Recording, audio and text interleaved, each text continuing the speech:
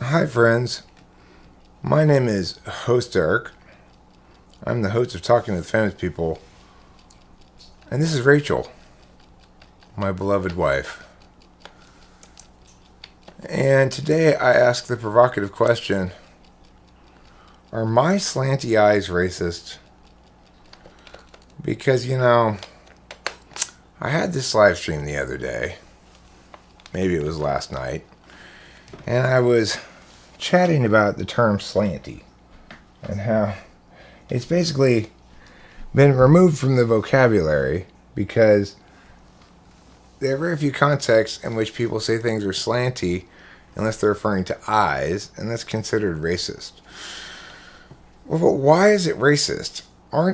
Isn't it a fairly accurate description of the phenotypic difference between people who self-identify and or are ancestrally from Asia and those who are not?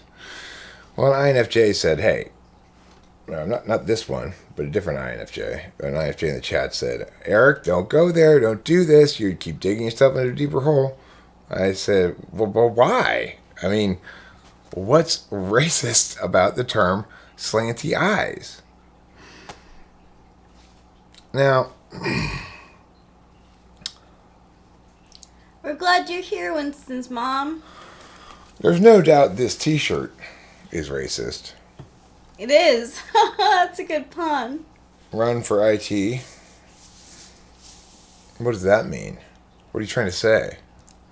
Yeah. I don't really know what that means or what I'm trying to say. Well, we're delighted that you're delighted, Winston's mom. And I guess that's the core message here is, it doesn't matter how slanty my eyes may be. I am still the same guy. It doesn't matter. They could be double slanty or half a slanty. I'll still be the same Eric. Just like, I'm fluidly transracial. Obviously, that means my race changes on a day-to-day or even minute-to-minute basis. And sometimes my eyes are more slanty than others. And when they are slanty, why did anybody make a big deal about it? Sometimes I have to explain to Rachel, no, that hat won't look good on me right now. I've got especially slanty eyes. And then, well, Winston's mom, the numbers, I'm not sure, they were fine, I guess. It was different, but I'm always down for something interesting that pops up my way, Yeah, and that was an interesting story. She really does have an interesting story. I've gotten a lot of communication from her since via the phone, texting things that indicate to me NI run wild, namely drawing connections, drawing a link to every little thing that happens, trying to find a singular explanation for it all, like that's NI run wild. Like the reason the trains are running late has something to do with me.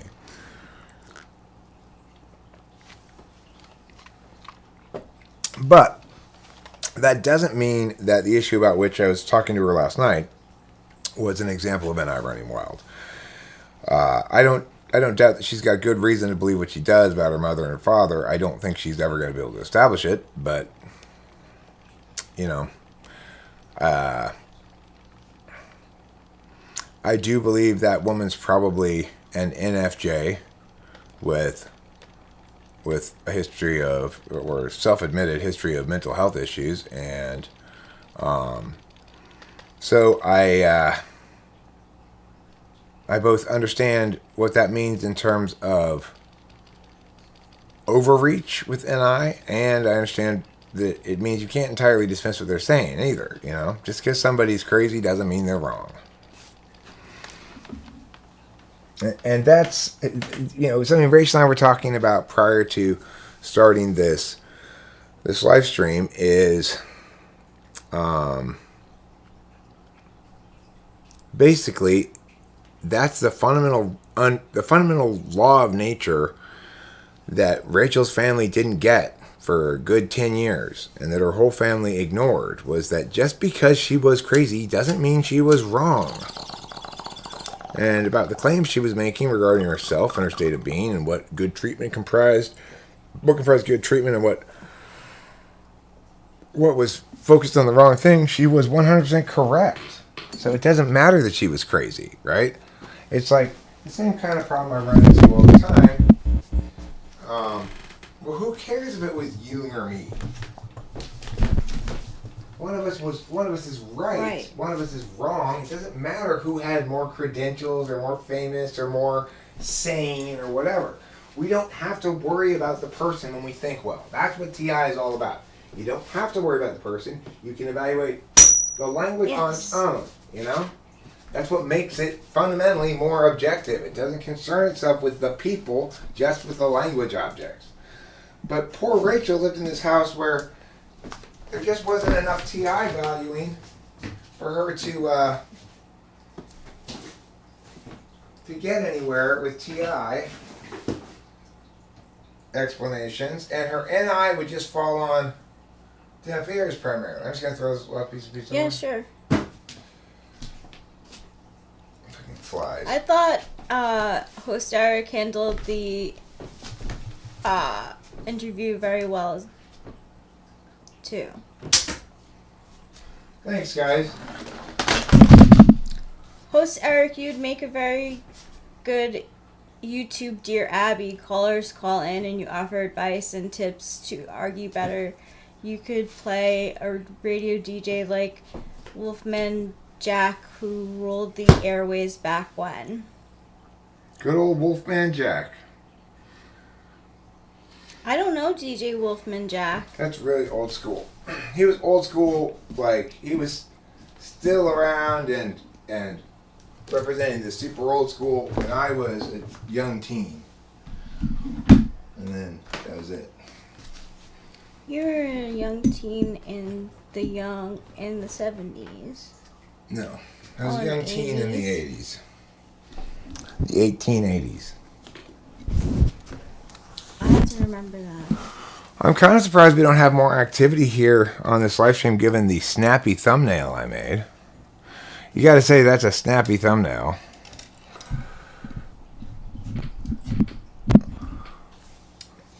So the point is, of course, race doesn't actually exist. There's no such thing as Asian and white people, you know.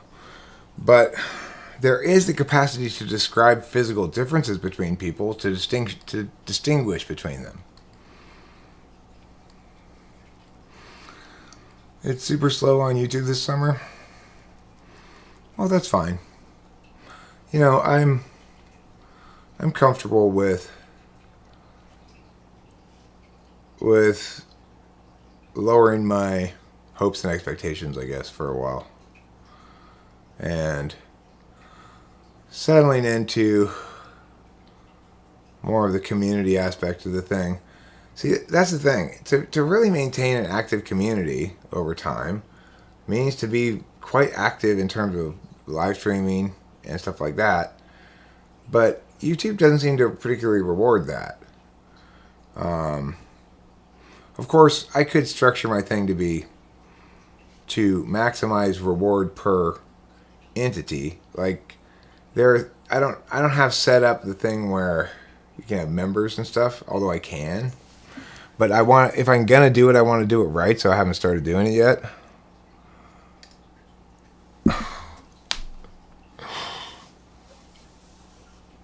All ANGPs have slanty eyes and are racist. True. I mean, false. I mean, I don't know. I didn't study for this part of the test. So, like, I started watching Love Island because my sister and an Instagram makeup artist that I follow has been watching, and I was like, I gotta see what this is all about, you know? Like, I saw, like, 3 posts on it, so it was enough for me to check it out. And, like,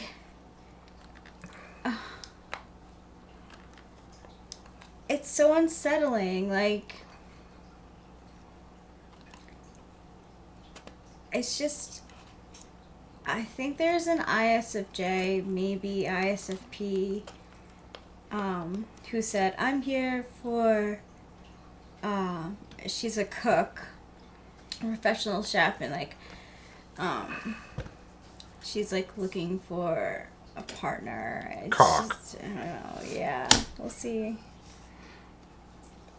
She's looking for male chicken. So, I do want to share a bit of an anecdote. It's a personal story of mine, and it's called Eric's Troubles Getting His Prescription. And also, Eric's feeling bad about yelling at a pharmacist. We are ready to travel and meet Rachel's full family. Yes, we are ready. Yeah. Our flight got changed. Oh, did it?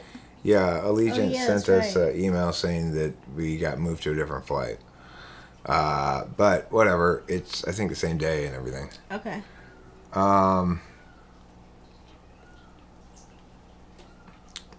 So anyway, a couple of days ago, I got a text from the pharmacy.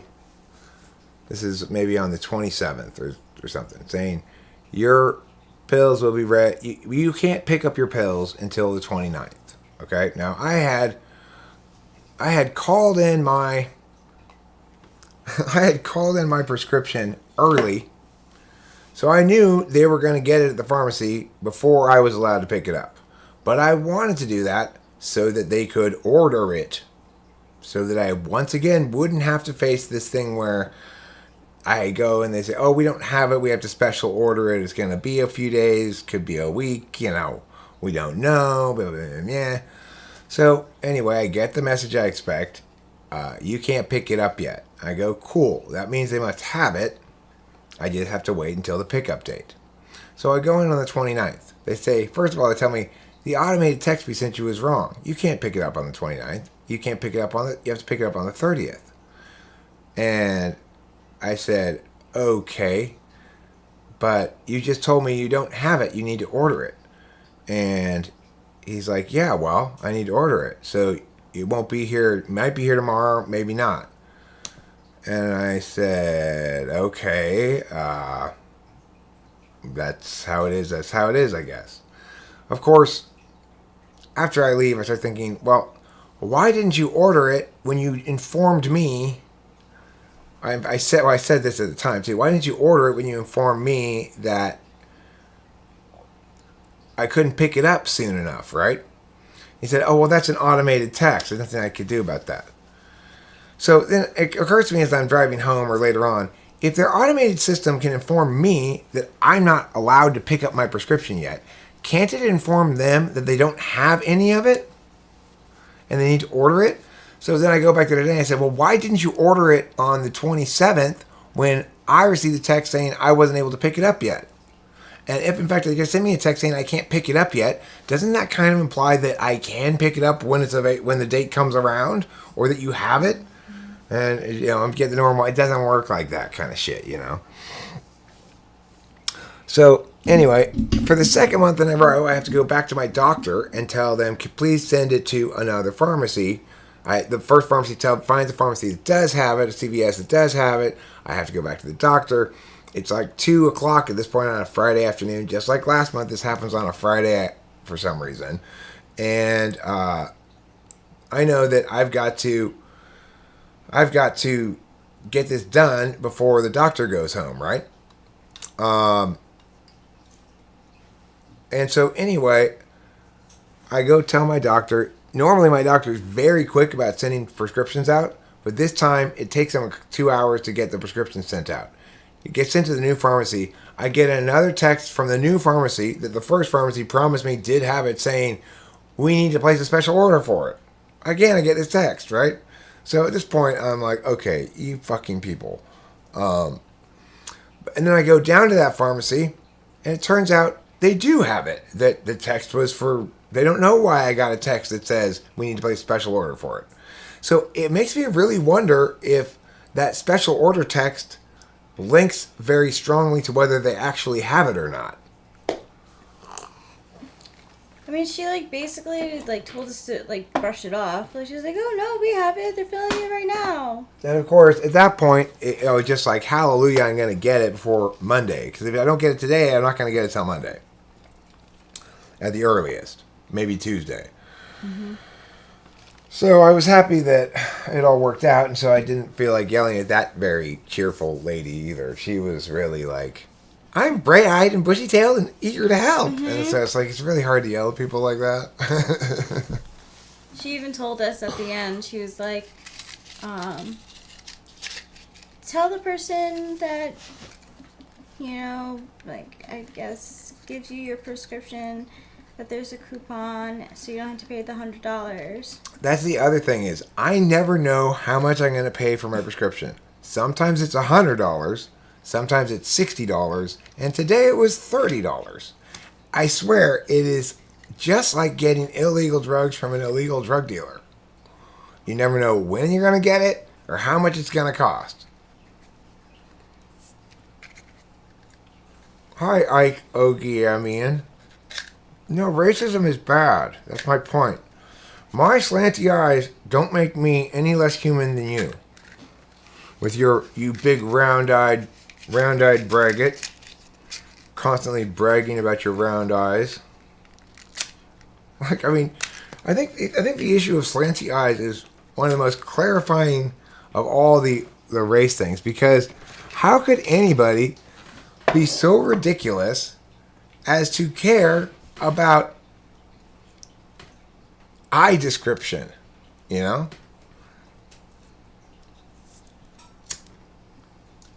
Well, if you don't have any meds, it sounds like you're in need of acquiring some health problems. I'd agree. That's one of the best way to get meds. Mm-hmm. Do you like my Asian background? You know what? That's actually racist. This is not an Asian background. This is an Oriental background. More precisely, a Japanese background. Asian is for people. Oriental is for things that aren't people. And this background is not people, so it's Oriental. Now, some people might say it's racist of me to call this background Oriental, but I would once again simply say, why? Well, at least Valerie's giving me an answer. If they are sensitive, then you should honor it. Only if they're sensitive for a good reason. So, in other words, if they're sensitive because they were in the Japanese internment camp during World War II, and they're 100 years old, fine. Gotcha. I respectfully remove my entry into this. I've yet to have anybody actually express they're being offended. The only people who are offended are white NFPs. You know? The only people who are actually offended by this are not people who self-identify as Asian. It's white NFPs. Women especially. They're offended. Why? A lack of thinking, you know? Or a prioritization on feelings over thinking. Why wouldn't a SFP feel that way? SFPs might be offended as well.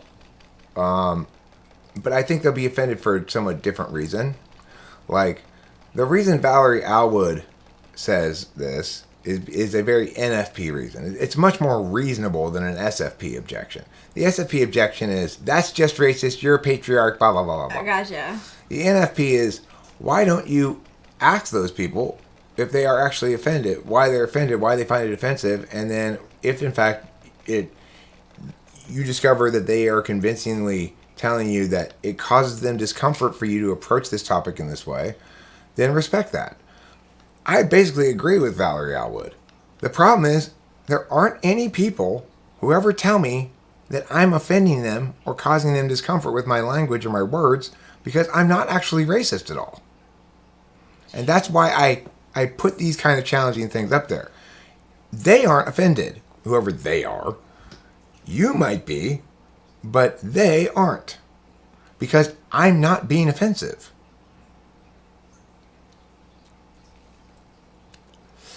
But let's say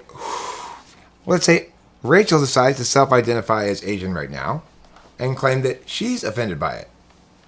Is that a good enough reason that she's transracially offended right now? Or does she have to have some sort of authentic reason? Right. It's like porn, I know it when I see it.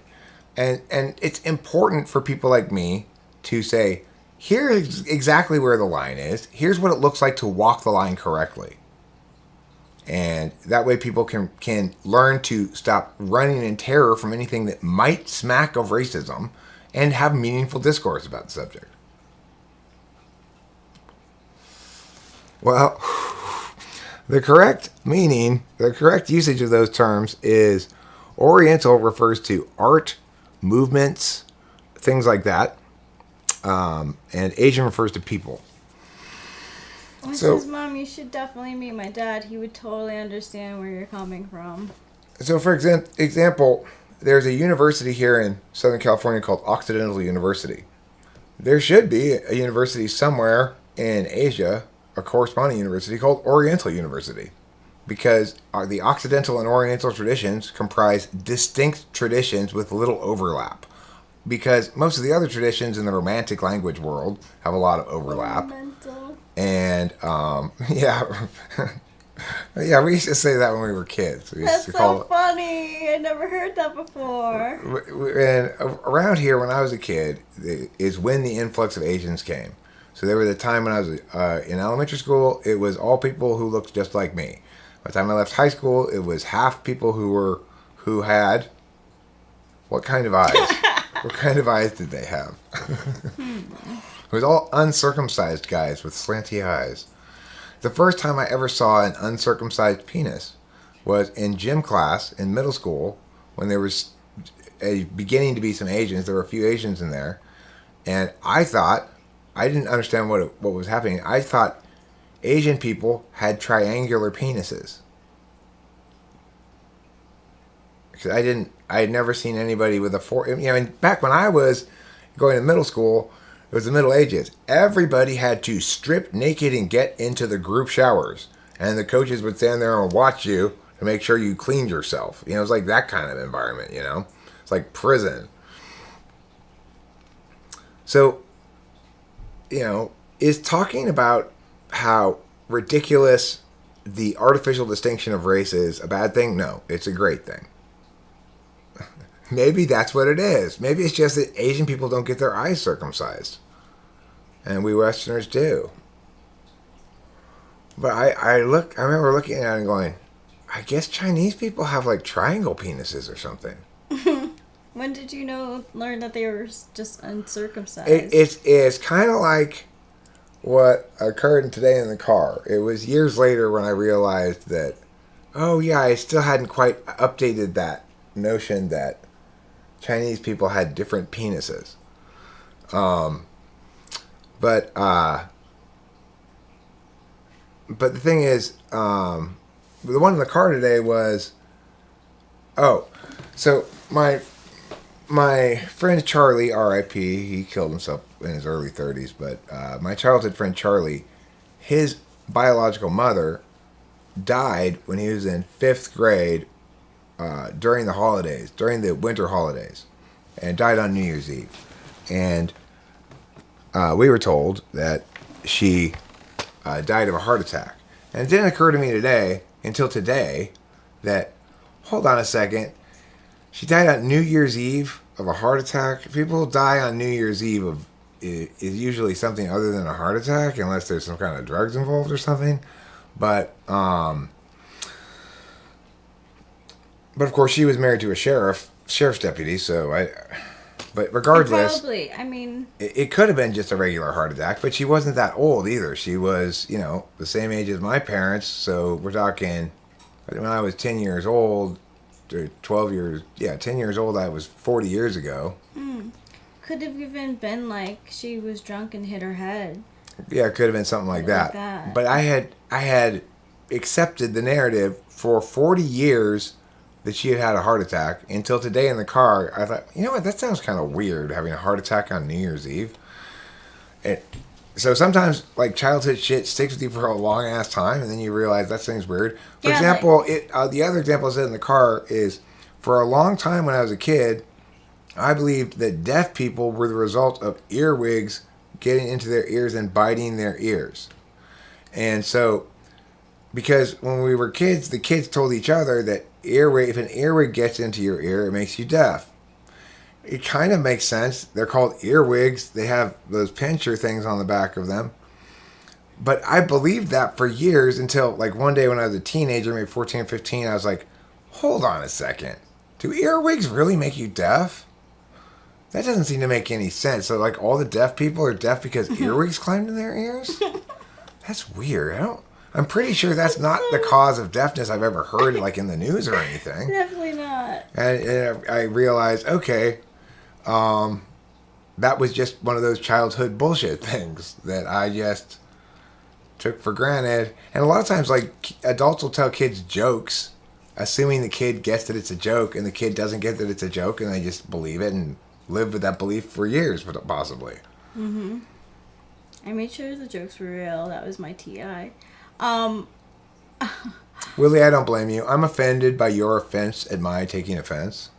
So, it's fair then. Well, it's kind of like me realizing that my parents watched the Olympics because I was mostly interested in the Olympics. Like, I asked both my dad and my mom separately if they were watching the Olympics, and both of them were like, "Oh, it's on." I was like, "Yeah." Your mom didn't think snails were real because of the giant snail at the end of Dr. Dolittle? That's so funny. Hadn't she seen any regular sized snails? Snails are very real, let me tell you. I've got stuff in my hair right now. What do you guys think? It's all slicked back like a greaser from The Outsiders. I like it. I personally am... I'm not a soch. I'm a greaser. Are you a soch or a greaser? I would be a greaser. Just to be with me. Taking my grease. We could be the romantic couple, the soch and the greaser. I do like to wear dresses. You just want to say, yeah, it's probably racist. Also, yes, it probably has negative consequences, but also think most things we do does, and your brand is just what you're okay with. Everyone has one.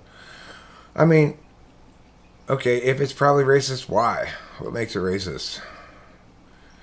It's like, what's wrong with describing... What's wrong with describing eyes as slanty?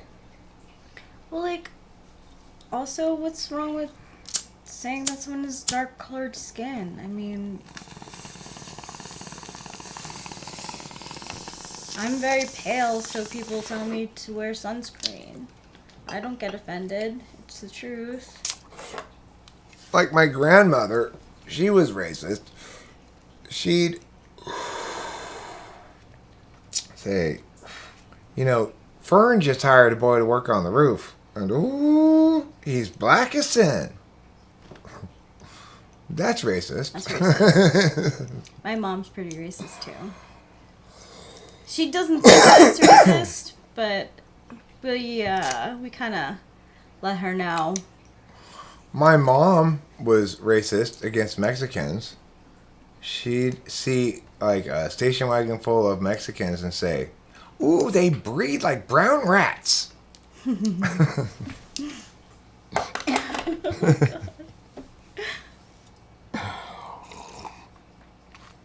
What year were your parents born again? 38.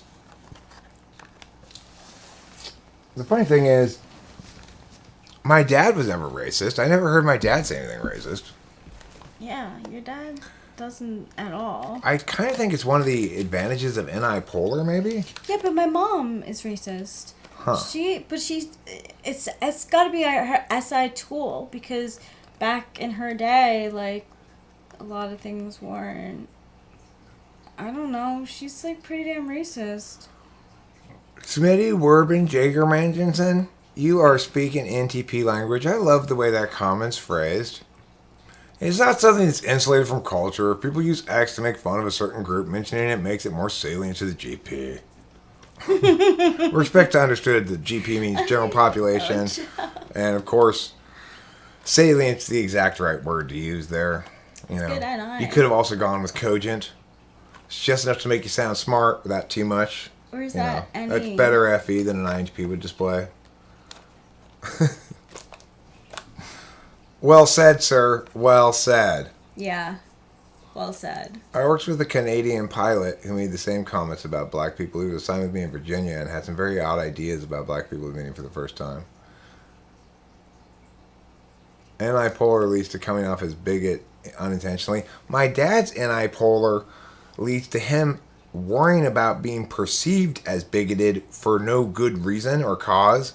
I draw a specific example, doctor's office visit to the attention of everybody, which is the time he came back and thought that the doctor and the other doctor were mad at him because he called the younger doctor a young lady. And that nowadays you can't do that anymore, I guess, because of cancel culture. It's like, talk about not getting it. That is not what happened at all. They were, whatever the doctors had going on had nothing to do with my dad, like that. They were probably mad about something else. He didn't hear well. I don't want to always be the one re-railing the combo, but I had another characterization of intuition and sensing. Oh, you're not re-railing it, you're derailing it. Don't try to smear FE grease on your derailer, okay? Smitty Werben Jager Mangensen. You're not fooling me for a second.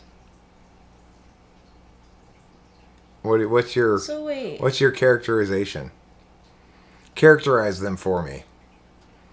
I want you to mime them for me. Can you mime them, please?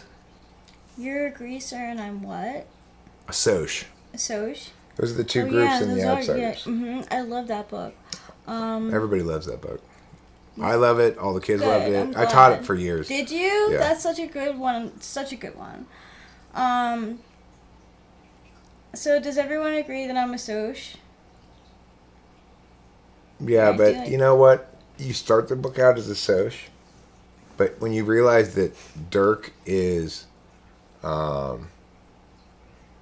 that Dirk's actually an asshole, you slap him and you get on the back of my greaser motorbike and we ride away into the sunset. Ooh, that sounds nice. Let's go off the rails completely. Eric, are you vaccinated yet? No. What's your favorite book of all time? Really difficult question to answer, but among the more influential books that I've read, I think possibly the most influential book I ever read on me, it's obviously going to be something I read pretty young, is Zen and the Art of Motorcycle Maintenance by Robert Pirsig. That had a lot of influence on my philosophizing. That's really interesting. I would say that the core philosophical question underlying that huge book, Zen and the Art of Motorcycle Maintenance, is how do we account for the fact that things have quality, apparently, external to any individual, and the fact that quality appears to be a subjective valuing concurrently. I have a favorite book. It's called Live. It's Saturday Night. It's about SNL. If anyone's a fan of SNL, Saturday Night Live, I highly, highly recommend the book. It goes all the way up to the years of like the early to mid 2000s where Will Ferrell, and like Tina Fey and Rachel Dratch, like they're in it, and all the way to the beginning to Bill Murray and Dan Aykroyd and Gilda Radner. They talked about her a lot. Bill Murray talked about Gilda Radner really nicely. And Chevy Chase and Steve Martin. It's just really good. And not only them, but you hear the side from Lorne Michaels when he like leaves for a while, and then the new producer who brought in like Eddie Murphy during the 80s when like SNL was sinking. It's really a fascinating book. I highly recommend it for anyone who likes like autobiographies. As far as like fancy literature style books go, I'm so sorry. Winston's mom. I always wanted to do that. Do the raffle for the show. I'm so impressed that you won a pair. As far as like fancy literature books go, there are two that come to mind as particularly good. One that's much more influential and or had more impact on my thinking, and one that I just thought was really well done. Thomas Mann's Dr. Faustus is a fancy book that I read carefully and resonated a lot with. It's about a music composer who goes through periods of high activity production and then periods of very negative recovery. It's stuff that used to be in the literary canon, stuff that might be now included in a literary canon. It's typically non-genre fiction and aspires to speak more deeply about the human experience than does genre fiction typically. That's what I would call literary fiction. I know you don't like this book, but I did because of SI reasons. Like, in high school, we had to do a drawing of Scout, and I like drew her exactly like the way that she is was intended to look like, kind of like a ruffian, because I just What book are you talking about? To Kill a Mockingbird. Oh, I don't dislike To Kill a Mockingbird.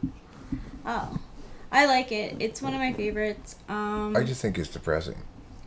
Yeah, but it has a happy ending. Yeah, Scout. I don't even remember the ending. I just found I guess I found the book T.I. frustrating, since the arguments seemed obvious and they were not getting proper respect within the environment of the book. It made me angry. Well, that talks about racism right there. I just love the dad. Like, the dad in the book, Atticus Finch, and Scout she questioned everything, and at such a young age, to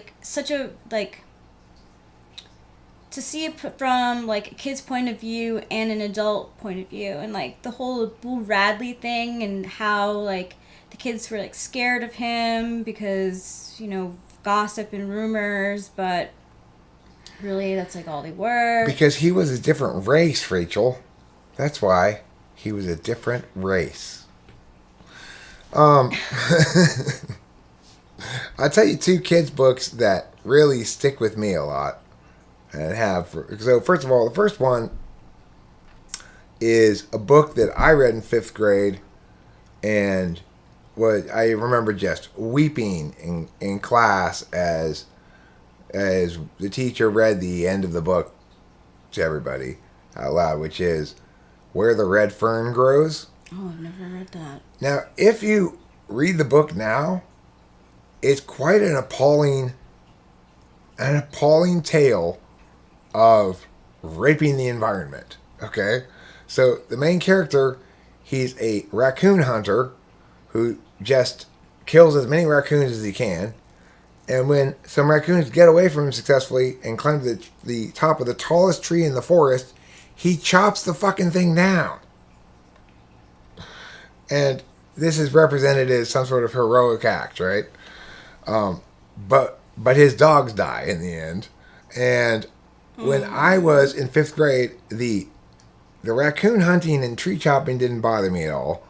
But boy, when those dogs died, was I sad. I was so very, very sad. The other book that I didn't encounter until I taught 5th grade, instead it was in 5th grade, that has the same kind of impact that, even though I read it for a few years in a row teaching 5th grade, I think I taught 5th grade for 2 years, 3 years maybe.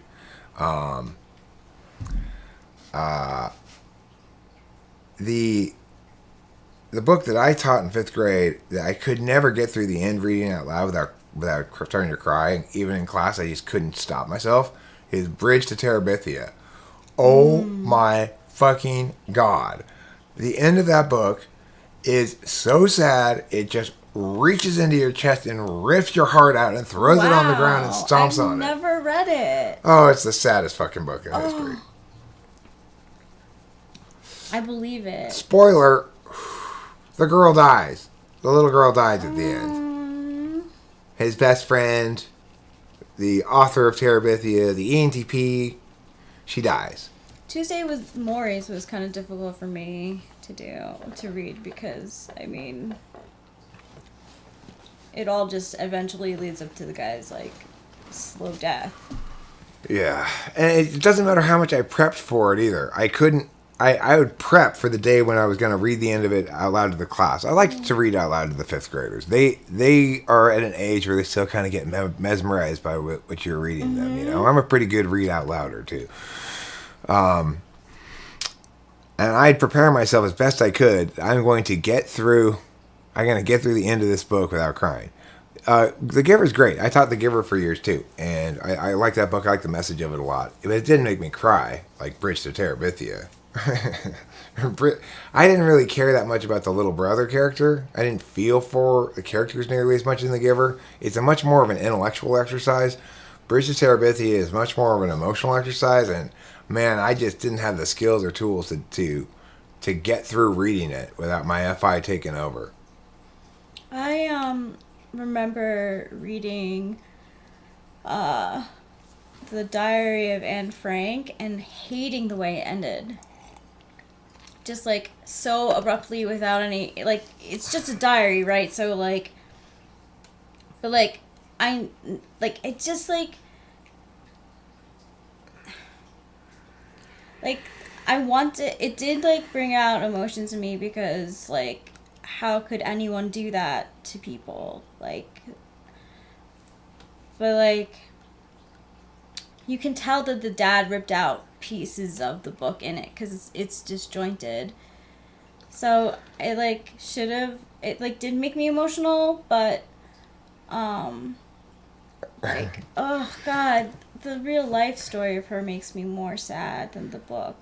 I don't remember the Velveteen Rabbit, but I would say that the sort of arc of sadness through childhood via literature begins with Charlotte's Web. Yes. Which is everybody's first, what? Wait, no, she didn't die. Like, oh my God, I can it's just, so sad. I remember for a little while when I was the director of Kudos, I had Candace running a little kids class upstairs at the Temple City office, and she was having them do Charlotte's Web, and I can still hear the kids saying, basically going through the stages of grief, denial. No, she didn't die. It's like the first thing kids say when you get to the end of Charlotte's Web, you know. No, she did not die. She did not. I refuse to accept it. Or then someone goes, Did she die? That bipolar finds that a little bit hilarious. Okay, the next super sad book I associate with childhood after Charlotte's Web, for me, was Where the Red Fern Grows. But there's another one. It's about a raccoon. It becomes a pet. The raccoon dies at the end of it.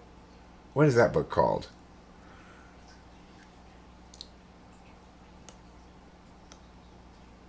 I don't know. It's another sort of childhood book that is just like, okay, why do you make me love this raccoon so much only to have it die at the end of the book?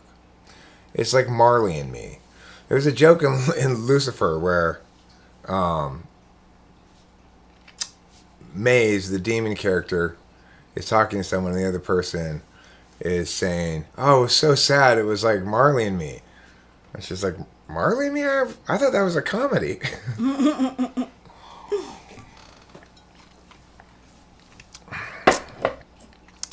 You know what else is cool about Lucifer, the show? The character is an ENTP, ESTP cross, basically.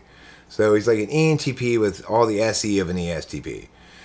But they wrote him well. For example, he hates the Dave Matthews Band. Isn't that weird? It's so correct. It's great. The shit that he hates is all the right shit. Mm-hmm. Whoever wrote it must be some quality of ENTPs in general to hate the Dave Matthews Band. Yeah. And the detective is an INFJ. Yeah.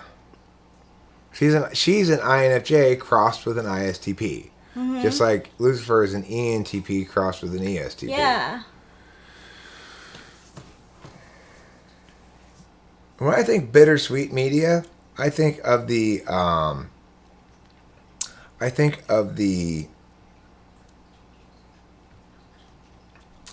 anime called Angel Beats. Because in Angel Beats, the characters, you meet the characters at first, and they're a team of young, recently deceased people who are fighting against the fact they've been recently deceased, don't want to move on to heaven, want justice, and you're entirely on their side. But as the show progresses, it turns out you know that to move on to heaven means basically to come to terms with all of the injustice that you've undergone to achieve fulfillment in your life in some way, and then you move on to heaven, right? And so as the thing progresses, the viewer's perspective on what they're doing, fighting against. Thank you, Dan and Meta MBTI. I appreciate you noting that thumbnail. The perspective of the viewer transitions from one of being on the side of this fight against moving on to heaven to recognizing that to the extent that you like each of the characters, you want them to move on to heaven. And then when they do, to realizing that you're happy for them, but you're sad because they're no longer in the show. They're gone. And by the end of the show, there's only like one character left, right? And he doesn't have any friends left. But he's happy for them because they moved on. And you're happy for them because they moved on. And that's the ultimate bittersweet. And then when he finally moves on, you're like, oh, so now they're all dead. Great. It's so bittersweet. Why does the scientific community reject all this personality theory? Well, I would suspect that you'd have to ask the individual psychologists who reject it individually, but if you're looking for a stock answer that they're most likely to give, it would be a lack of empirics, you know, that it's not backed by a lot of empirical data. So, Yeah, the lighter. yeah. The real reason is psychology is yet to come to terms in a way that I described in a video recently with the fact that people are open systems. So if you are going to look at tests as valid based on retestability and reliability, psychology has no retestability and reliability on any kind of experimental science because, for example, as I said in the other day in a video,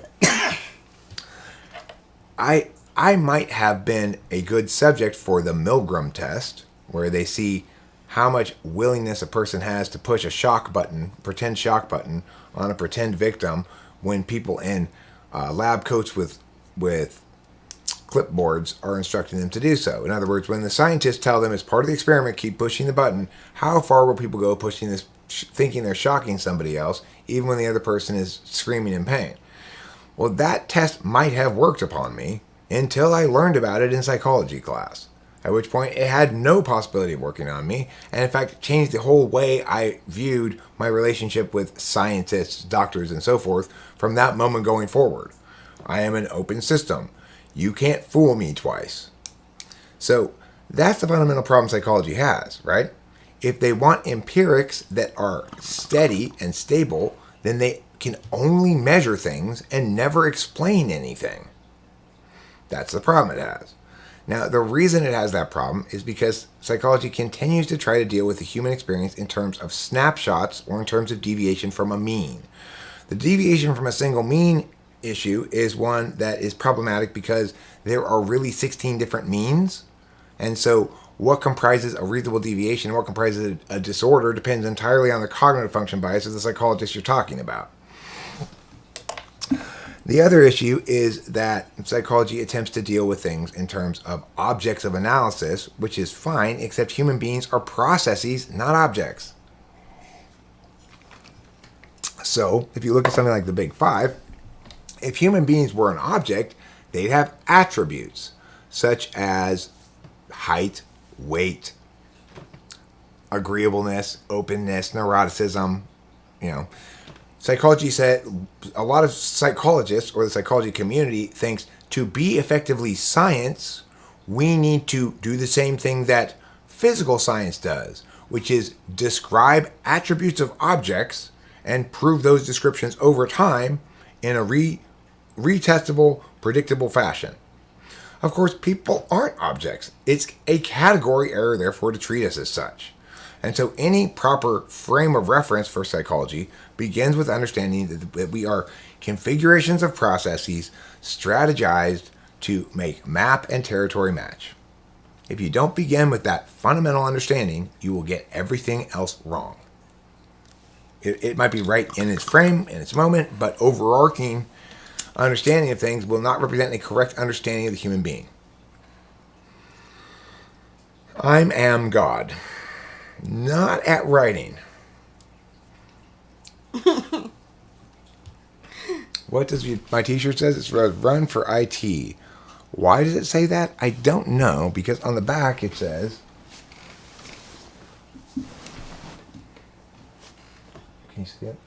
Holy Angel. Move to the. Yeah. Yep. What does it say?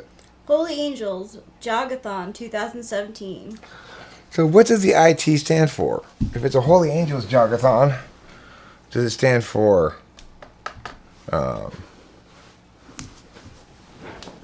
institutional transubstantiation? Who knows? Areas like Gestalt psychology and the Big Five don't think of the Big Five as descriptions, more like a stable black box, are examples when the open system contains something not subject to dynamics a lot. Okay, well that's a good point, Smitty. Werber Jaeger Man Jensen. So in other words, it is possible to show that aspects of that correlates to processes can be fairly stable because the processes are stable. Because the process configuration is stable, some behavioral correlates will prove to be pretty stable as well. Note that you're missing the forest for the trees entirely if you're fixated on those behavioral correlates that tend to be pretty stable. You're still not getting it right.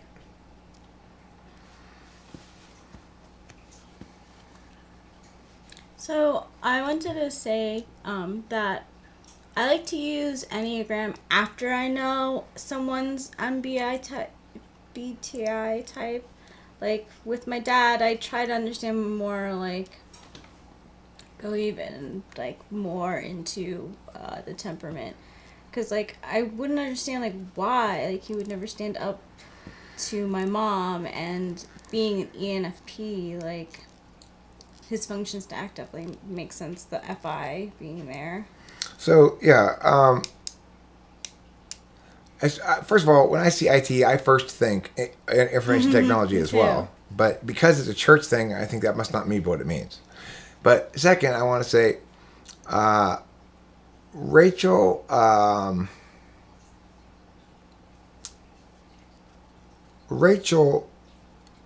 dad said something to her about her life here. An observation about how and why she's happy here is that she doesn't have to look over her shoulder all the time. She doesn't have to walk on eggshells, right? The thing is, in saying that, he's kind of acknowledging that, yes, she did have to look over her shoulder all the time when she was living back in New York. And a big reason for this is because, in my understanding of things anyway, it's because as an ENFP, he liked to split the baby. He wanted to compromise. If somebody had a really terrible idea and somebody else was correct, he'd split the difference to a medium terrible idea. You know? That's FI tool for you. Thank you, Flow State. I appreciate it. Mm-hmm. The answer is no, by the way. They're not racist. They're raceful, but they're not racist. Now, Skygear asked a really important question, though, that I want to answer. Eric, as an aspiring musician, what is your opinion on sea shanties? Good question. Yeah. There's a song I wrote a long time ago that I think is the song that is most likely to qualify as a sea shanty, and it goes like this. It's a beautiful day, cool and gray,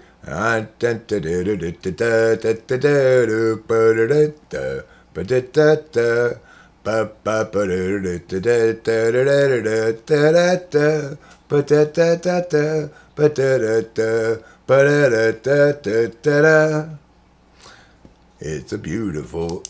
And then when, it goes back to the chorus. The chorus is the one that. Yeah, I know Holy Angels is in Arcadia. I used to go to the Holy Angels Fair every October. That's fun. Well, the chorus part of the sea shanty. It's a beautiful day, cool and gray. It's a beautiful day, cool and gray. A beautiful day. That sounds like it's like carry some loads, put 'em in the hold, make your ship full of iron and gold.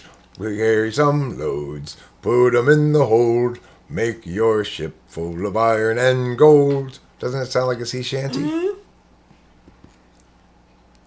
No, not Here Comes Captain Ashtray. That's just... Captain Ashtray is a superhero that we need. It's a superhero who's always there to catch your ash before you drop it on the floor. The superhero we can all know and love. Sea shanties are goat. You're a fan of sea shanties, huh? Well, ever since I've acquired my slanty eyes, I've become a huge fan of the Negro spiritual.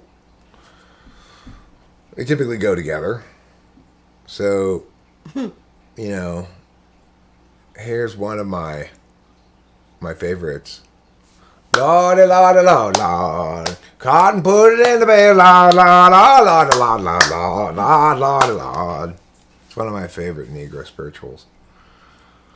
I've noticed you singing it around the house. Yeah. I've become a huge fan of Negro spirituals, also of Native American songs, such as hi ya ya ya ya ya ya ya yo yo yo yo yo yo yo yo yo yo yo yo yo yo yo yo how.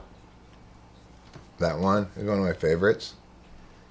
It's a good one. Yeah. It's a classic. That sea shanty that I sang was not actually off the cuff. The words were, but the tune to it is something that I thought before, that I wrote a long time ago, that I thought before sounds like a sea shanty. So I did not make up the melody of it off the cuff. Just those. Yay, yay, sombrero is one of my favorites. I like that one as well. I get the Mexican feel since you have your daughter is part Mexican. My daughter is part Mexican. Which she likes to brag about a lot. It's like you want to talk about the state of race in America? My daughter can barely wait to get it out of her mouth that she self-identifies as Mexican. Where's all the racism? You know?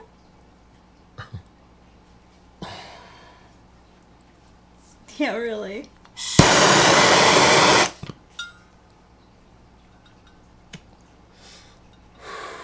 I mean, she gets mad at me for self-identifying as fluidly transracial. Maybe she's racist, but she certainly isn't like... she wants to be racially diverse or whatever, or racially biracial, or she wants to get some ethnicity points. Yeah. Well, she did find out that she was British. And she was happy about that, too. And part sperm whale, apparently. Who knew? I guess some point on her mother's side, one of her relatives had sex with a sperm whale. And the reason they're called sperm whales is because their sperm is the only universal sperm. Usually sperm has to be species specific, not the sperm whale sperm. You can shoot that stuff into any creature and it'll create a baby. That sounds like it should be a part of the Olympics. You wanted to get brownie points until you realize they don't actually get you any brownies? Good point. That is a very good point. Which personality type will never really feel like they know what their personality type is no matter what info they have or what people tell them? Well, it's going to be either 4th slot NI or 6th slot NI. So it's going to either be ESFP, most likely, not so much ESTP, or INTP, most likely, not a little bit less so INFP. So INTP, here's an example of 6th slot NI. When I got around finally to typing Spacey's girlfriend, what I was told was, well, Spacey says I'm probably an INFP. Now, that's countervalued NI. He's been with this woman for quite some time now, and the answer that she has is still probably, right?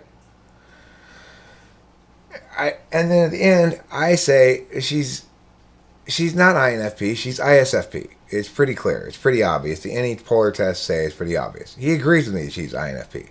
But what's clear is that he doesn't care, right? He doesn't care which is correct. He's fine with probably. It doesn't really matter to him anyway. That's countervalued backslot NI. It can be quite good if the world is pulling it out of him.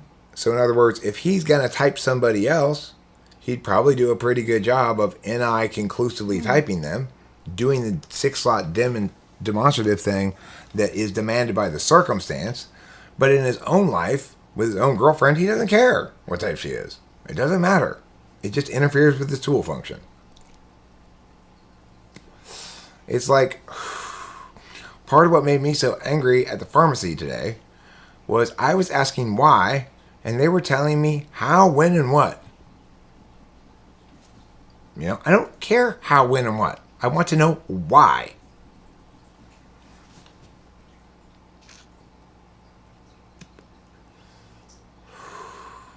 I'll screw this up FE-wise. Why are the mistyped ENFJs so mean and nasty and attackish? What types are these mistyped ENFJs who get so angry? You mean the people who aren't actually ENFJs but call themselves ENFJs? They're probably ESFPs. Yeah. I would say that too. And the reason they get so angry is because they don't have tool slot NI. They've got 4th slot NI. And they don't like the fact that it's not good enough to use.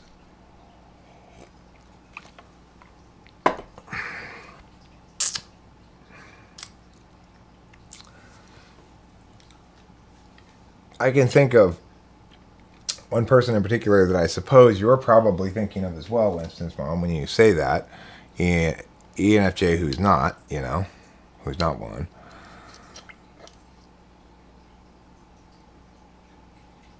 What's a greaser? It's from the book The Outsiders. There's 2 groups, the greasers and the socias, or socks, S-O-C-S. It's spelled in the book. And it's basically like the preppies and the rockers or whatever. And I have hair stuff in my hair to make it stay flat and back because it's long and I need a haircut.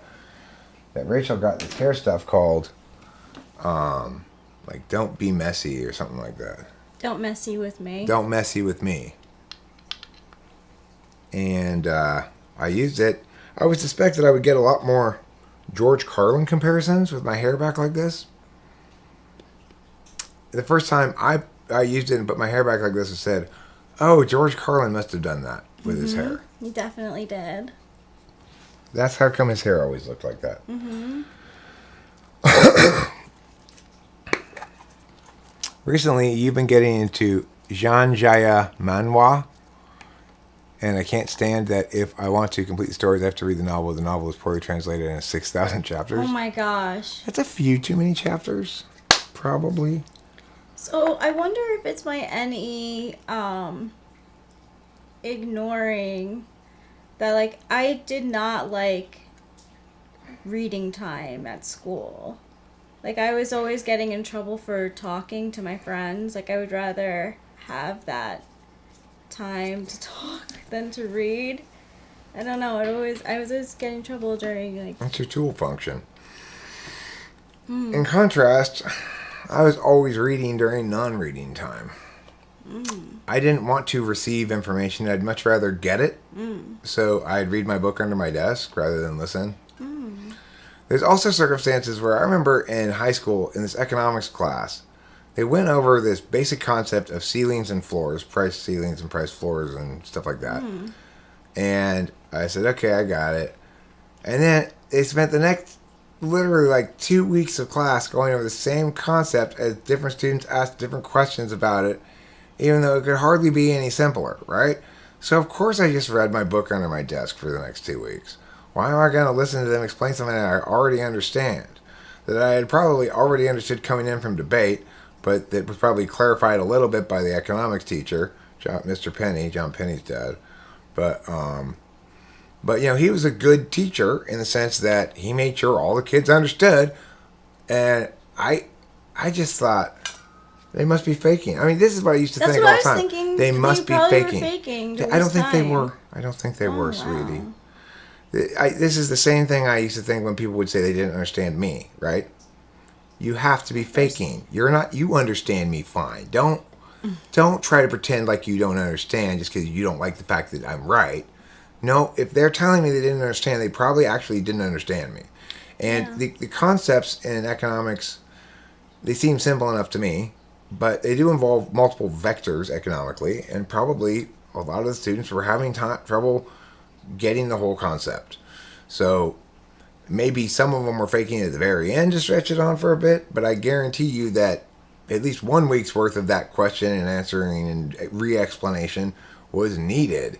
And Mr. Penny was doing the best he could to explain it in different ways, and I was just like, I can't believe that.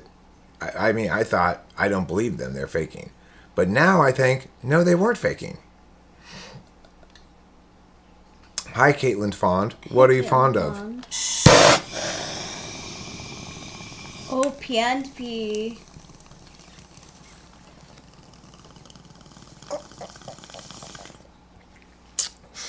Or is it like, you're Caitlin Fond? You're fond of Caitlin's. Thanks. That was a photo of me from earlier today. They reverted. But earlier today when I switched races, that was what I physically looked like. What do you know?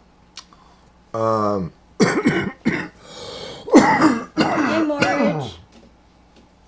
I'm Chadian. I'm from the nation of Chad in Central Africa. Who won from Chad again? What sport? No sport. They were just a team I use as an example of a team I'd likely root for against the United States. We were talking about who we root for in the Olympics, right? Normally we both root for the United States, but not always. So, like, let's say the U.S. women's basketball team, which always wins the gold, is up against, like, Chad, for example, in the finals. I'm definitely rooting for Chad. Like, they never win a gold. They never win. They're huge underdogs. I wouldn't mind. So that's why you're thinking about Chad. I just use them as a hypothetical. Oh. Simone Biles. Well, why? She dropped out of the competition for nerves, right? Or she had the yips. I basically. think she has like the option to, like, go ahead with it if she wants to, because she said she thinks she's doing what's best for the team. She's got the yips. That's respectable. Mm-hmm. I haven't really heard her interviewed about it specifically. Depends on what she says about it as to whether I respect her or don't. Mm-hmm. I really am quite fond of Suni Lee.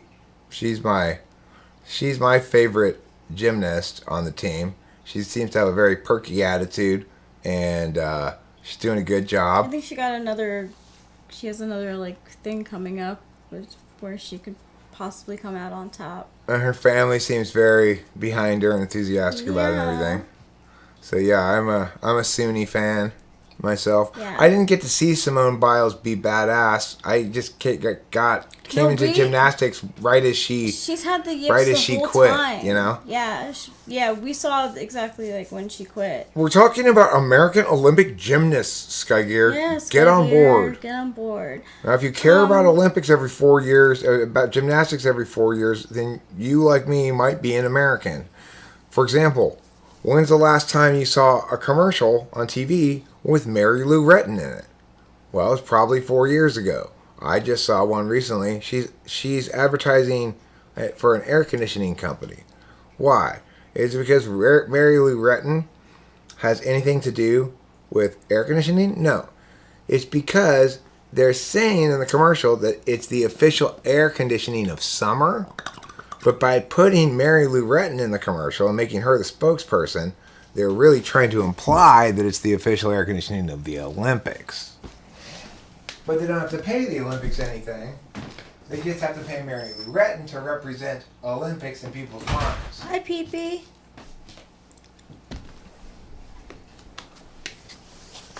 You see what I'm saying? You know who else I saw in a commercial recently? I was shocked to see. I hadn't seen him around in a long time. J.J. Walker. He of Dynamite fame. And yes, he says his immortal catchphrase in the commercial. He says Dynamite. And I was just like, wow. Yeah, we were both laughing. It's the Dynamite guy. Has his own commercial now. It's about like supplemental health insurance and Medicare and stuff like that. But which shows you how it's like they think we'll advertise to old people by using their contemporaries who were famous when they were young. Valerie, those are the two girliest sports you could possibly care about. Summer gymnastics and winter figure skating. Could you get any more girly in your sport choices? Okay, you could get a little more girly if you liked rhythmic gymnastics.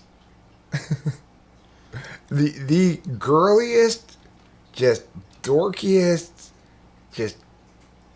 I just gotta say it, just the gayest sport there possibly could ever be is rhythmic gymnastics, where they jump around with those little banners.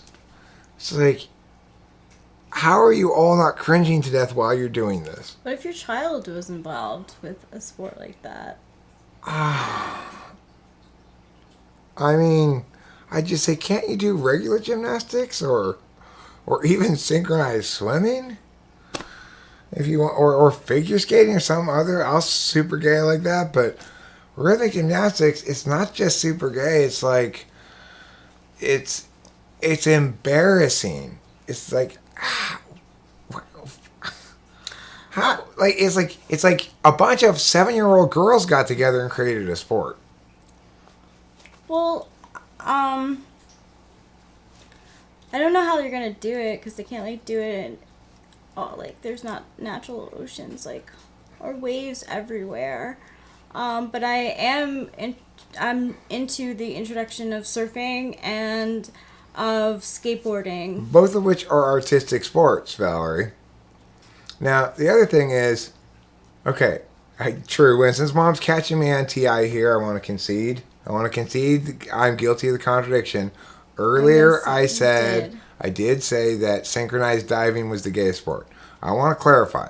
I mean specifically, synchronized diving must be the most homosexual male sport, whereas rhythmic gymnastics is just the gayest sport. How is your baby ferret? Is it Juliet? Ferret? I mean, specifically what I'm saying is I can't imagine a straight man wanting to participate in synchronized diving in a Speedos with another guy. You see what I'm saying? Oh my god, I used to watch that. It seems like if you're in synchronized diving, you must be a homosexual. Mm-hmm. Okay? Whereas if you're rhythmic gymnastics, you're a girl probably. I don't think they even have male rhythmic gymnastics. So it's like, yes, rhythmic gymnastics is a gayer sport than synchronized diving. In fact, rhythmic gymnastics is the gayest sport conceivable. Except, I mean, it's equivalent to like, it's twirling with less skill, you know. But synchronized diving, if you're into diving at all, you're really into shaping your near naked body into precise forms. which already makes me think, okay, you know. Who's Laurel Hubbard? No, violence gets an exception. Violence gets a no homo pass, Geiger. As long as there's violence, even if it's pretend violence, it's not homo to be hugging and stuff. I didn't know that. Yeah, so that's why wrestling's not as gay as synchronized diving. Because in synchronized diving, the two men are working together to achieve perfect harmony, whereas in wrestling, they're working against each other. No, I would say that sucking dick with teeth is simply an example of doing a poor job of working together. It's not an example of working against one another. Just one person is doing a bad job. Well, then it's intentional, and that's a different matter. Then it's a surprise attack. Presumably a surprise attack. It seems difficult to imagine that occurring without some element of surprise, but Oh my god, Winston's mom, that movie actually did have me cry. A story, like, of them not being able to, like, be together, like, ugh. I'm not homophobic, but that's a movie I will never choose to watch. I already saw it, like, 3 times, so. I will admit that whenever I see kissing in anything, okay, or unless it's like joke kissing or something, or familial kissing, like have a nice day, honey, or whatever. But like make out kissing in a movie, doesn't matter between who it is. I'm always I don't want to see. Yeah, I've become like that too. However, I will acknowledge that I'm more I don't want to see if it's 2 dudes, and I'm the same. Basically, I don't want to see if it's 2 chicks, but maybe a little bit less, but more or less it's the same no matter who it is. But I will acknowledge that I'm a little bit more like that if it's 2 dudes. Oh my gosh. Does that make me homophobic?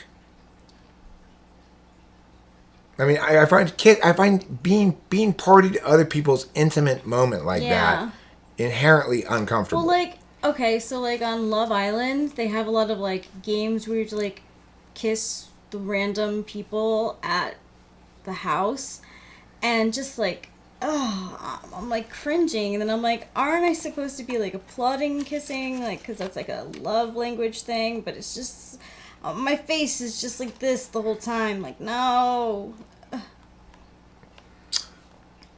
Would I kiss a dude? I mean, I'm no more likely to kiss a dude than I am to kiss a woman other than Rachel. In any kind of sexual way. Yay.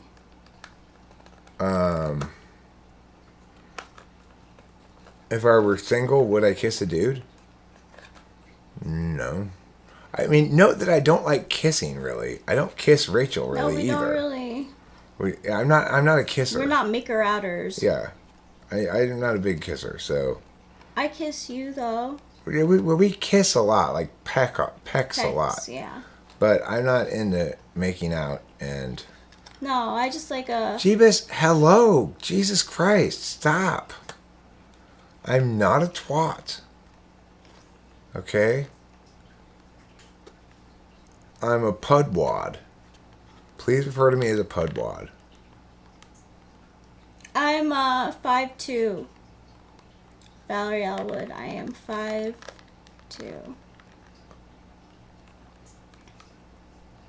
I grew really fast as a kid, actually. Like, 4th grade, I had like a huge growth spurt, and like for a while, even when I was like 6, I had like long legs. Then I developed and I hit puberty in 5th grade, and I stopped growing. Yeah. How many people here know the song Puberty Love? Jeebus, I'm not ignoring you. You haven't said anything worth responding to. Yeah. How many people here know the song Puberty Love? Anybody? Anybody? I am 6'4", and I've shrunk a little teeny bit. At my very tallest, maybe at like 25 years old, I think I was brushing right at 6'5", barefoot. But now I'm slightly over 6'4", so I seem to have lost some portion of time between less than an inch, but some little bit of tallness. You've never heard of Puberty Love? It's a song from the film called Attack of the Killer Tomatoes. And I was talking about it with Rachel the other day, and I would like to look it up and listen to it, but obviously now's not the time. But I just thought about it. If maybe Sky Gear or Winston's mom or whatever could put a link to Puberty Love, that would be fantastic. That would be fantastic. But Jackie Kitty, I removed your moderator status, not for any reason like you don't deserve moderator status or anything, just because I had put it there for you to put a link and forgot to take it off, so I just took it off now. Thank you. Thanks, Sky Gear. Puberty Love. So yeah, I'm 6'4", she's 5'2". It should be noted though that my second wife was 4'11", so this is not unusual for me. I'm just right. And also, as I've said before, for a long time I've realized, at least intellectually, without ever really always realizing specifically, that everybody who's shorter than me, I just lump into shorter than me. And one of the impacts of this is, like, I did it to Rachel at least once, where I said, Rachel, look at that thing over there on the other side of a wall that I can easily see over. And she's like, Eric, I can't see over this wall. I don't have anything against slanty eyes. My point was, for part of the day today, my eyes were slanty, as my fluidly transracial nature made this portion of my face Asian. And the point is, I'm tired of people saying that slanty eyes are racist, because mine certainly weren't. I wasn't. I still am not. And it still seemed like a pretty good description of them in terms of how they differed from my current eyes. In other words, they were more slanty than these rounder eyes, although even these eyes are more slanty than her eyes. So I'm questioning, why can't I use this term to describe the slantiness of my eyes? And I have yet to hear a good explanation as to why I can't. Valerie gave the best shot at it, but nobody's actually said they're offended by it. Everybody just says, well, people might be offended by it. No, that's the same height as my daughter, Valerie. Delilah's 5'7", and she doesn't seem particularly tall or short to me. She seems medium. Mm-hmm. But, I mean, the thing is, they both seem just shorter than me. But I know that Delilah's taller than Rachel, but I just don't think about tallness or smallness unless it's somebody who's taller than me. Then I go, wow, that person's tall. I don't like it when I see people that I have to look up to them. I don't like it. I don't know why, but when I do encounter a dude who's taller than me and I have to look up to see him, I do not like that. It bothers me. It's like, be shorter already. Luckily, that doesn't happen often. It doesn't happen often. It really never happened in China, I'll say you that. You're going to talk about a huge height difference. When I was in China, and I was at the train station, and there were these huge throngs of people, and it was... I didn't think about it until I was well into my time at the train station, but at some point it occurred to me, wow, it must be hard to be down there, one of those people down there, because I can see all the signs, I can see all the lines, and easily see which line is shortest, I can see all the signs no matter what eye level they're at. And I can see everything in a 360-degree angle. There's no people in my line of sight for anything, right? And I think at one point during this train, because I went to the train station multiple times, at one of those train station times, I actually squatted down to the height of the Chinese people and looked around like what it would be like to be that tall. And I was just like, oh my God, what a nightmare. You can't see anything. Mm-hmm. I can always find people in a crowd too. It's like, where's Rachel? Oh, there she is, I think. It's her over there. Whereas if she's looking for me, well, I guess I might stand up taller, so it might be easy to spot me in that regard. You. Yeah. But it's easy for me to find you. There's a decent chance that somebody will be blocking her line of sight if we're in a crowd, you know? Yeah.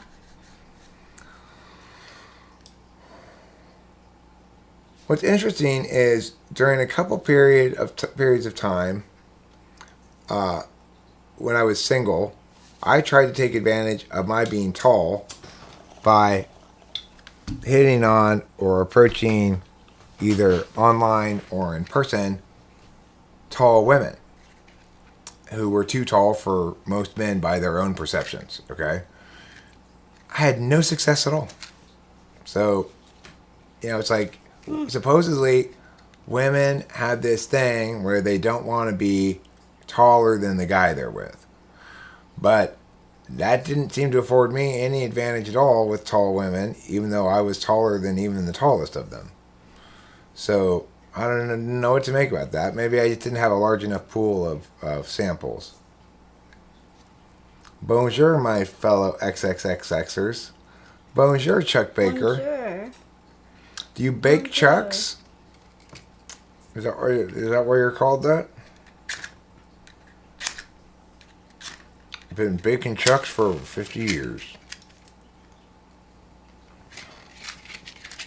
That's funny, Winston's mom. I feel like I've been growing a little bit. Not much, but like I am going through like another puberty at 36. Cosmic Pentastar, how long have you been together with me? I hope you've known me longer than your girlfriend.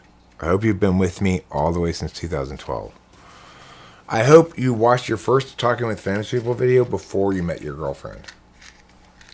Peridot is beautiful. It's good for the heart chakra, Chuck Baker. And it's also the sign for August. It's also the stone for August.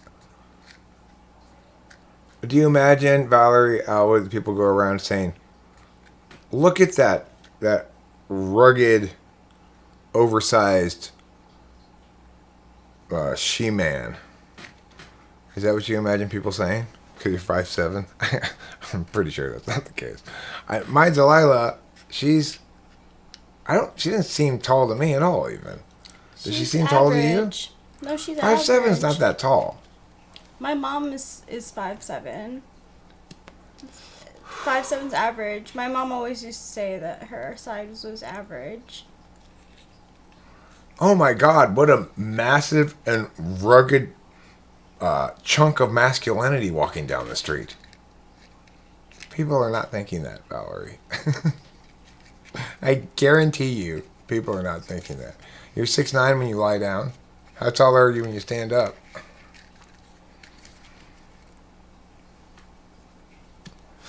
I'm 6'9" when I lie, either downtown or uptown. Well, I'm 6'4" when I tell the truth.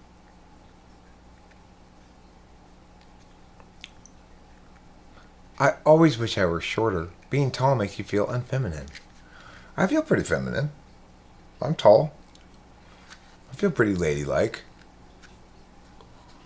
I'm more like a lady than a lot of ladies. Yeah, you're helping me with my dress shopping.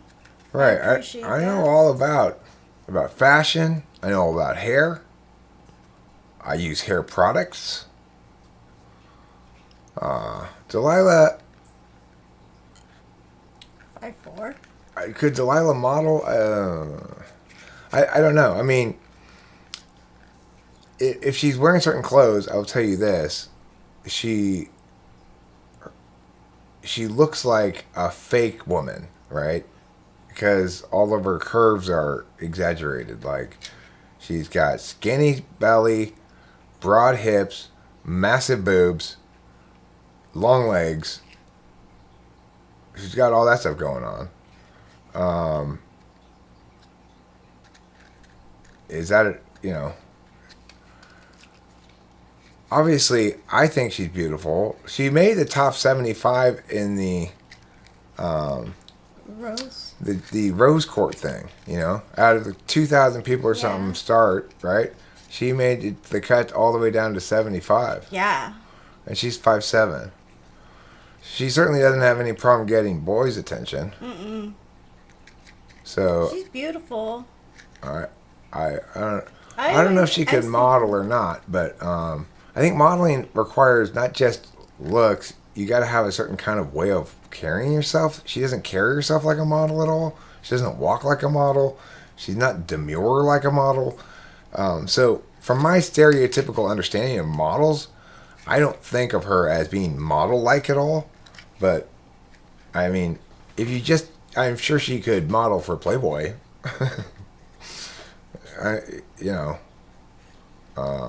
If all you want to do is take pictures of her standing there or something, she'd probably be fine. But if it goes down to like walking down the catwalk, I don't think she'd do a good job of that for some reason. I think she'd stumble probably, or maybe not stumble, but she just wouldn't walk right. She walks kind of in a masculine way. That's what I think about Delilah being a model. I tell you what she is a ray of sunshine. Every time I include her in anything, I think probably everybody there feels more in the sunlight because of her presence. It's just a general positivity and openness and good kind of talkativeness that she's an absolute delight. She really is. There are some women who walk just like truck drivers. There's nothing they can do to help it. She walks like me, is what she walks like. I don't know if I walk manly or not, but I don't walk like feminine, really. I don't saunter. No. You meander a little. Yeah, I mean, okay, well, what's a really, like, modelly walk word besides saunter? Strut? Strut. Well, see, strut could be like John Travolta at the beginning of that movie. That's a strut. But it's not a saunter. But it's not really model-like either, is it? That's totally strut. Okay, but that's a strut. Yeah. I agree that's a strut. But what I'm saying is, would you call the female equivalent of that a strut? Or if a female did that, they wouldn't be considered like a masculine walk. So a feminine walk. So what's a feminine strut? What's the word for a feminine strut? Saunter? Yeah, we're back to saunter again.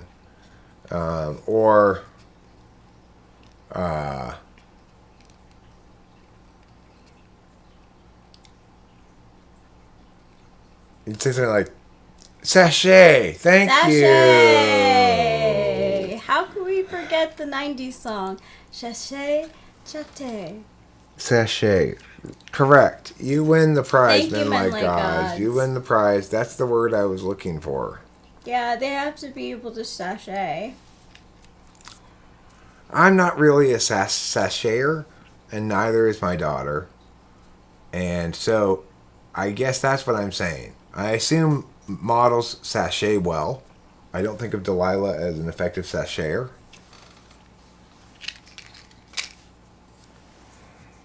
Now, if you want to talk about voguing, well, I'm a world-class voguer. As you can see, these moves don't come around without a lot of practice. See how I went a little diagonal the last one? I hope you do that at the wedding. Yeah, well, whenever I dance, I vogue.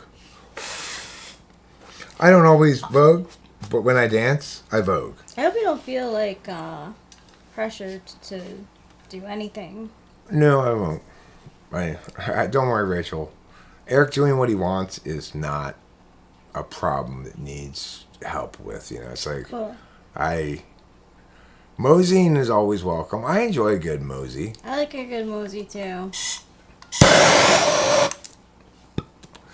There are basically 3 dances I combine anytime I dance. One of them is the Axl Rose dance.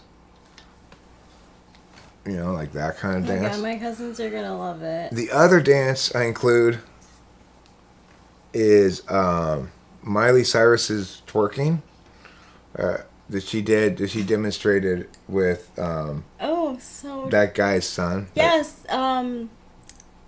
Robin Thicke. Robin Thicke, right? I include that twerking.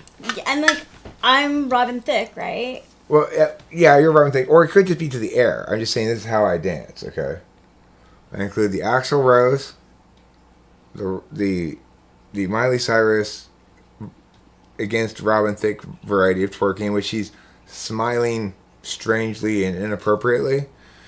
And then lastly, I include the voguing. If I really want to up my game maximally, I'll finish it with a short hula. Boom. And then a circle of people around me applaud at the end. Wow. Did you see that guy dance? They'll ask each other.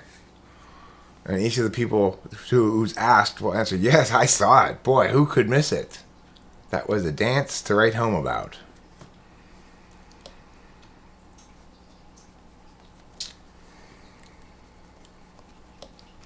I think it'll be fun. So, what were we talking about? Slanty eyes? Up in your game. Ado ally is always finished with a short hula. You know what I did one time, though, at a dance club? I went into doing the Carlton and his lawyers hit me with a lawsuit like, bam, you cannot do the Carlton. I thought the the Carlton. The Carlton. Sorry, the Carlton. This thing. Yeah, he's just like... It's not unusual to be loved by anyone. It's like... It's not unusual to be loved by anyone. It's this whole, like, body into it. The other thing you can't say, or you're going to get your ass sued, is it rhymes with Brett's get ready to fumble. You're not allowed to say that. If you're an announcer at a boxing match and you say that, you're going to get in big trouble. Unless you're that guy who says that. Because that's his trademark thing. Just like Carlton, that dance is his trademark thing. You can't do that dance. He came up with that dance. Just him. He came up with doing this. There was a video game recently that got sued because there was some like celebration screen where after you complete a level or whatever, they have a silhouette of a character dancing a celebratory dance or something. And one of the characters in one of the celebratory dances was doing the Carlton. The Charles? The Carlton. Oh, the Carlton. And they got sued. Oh, wow. They got sued for it. What should Bill Walton never say? I'm working this basketball game tonight.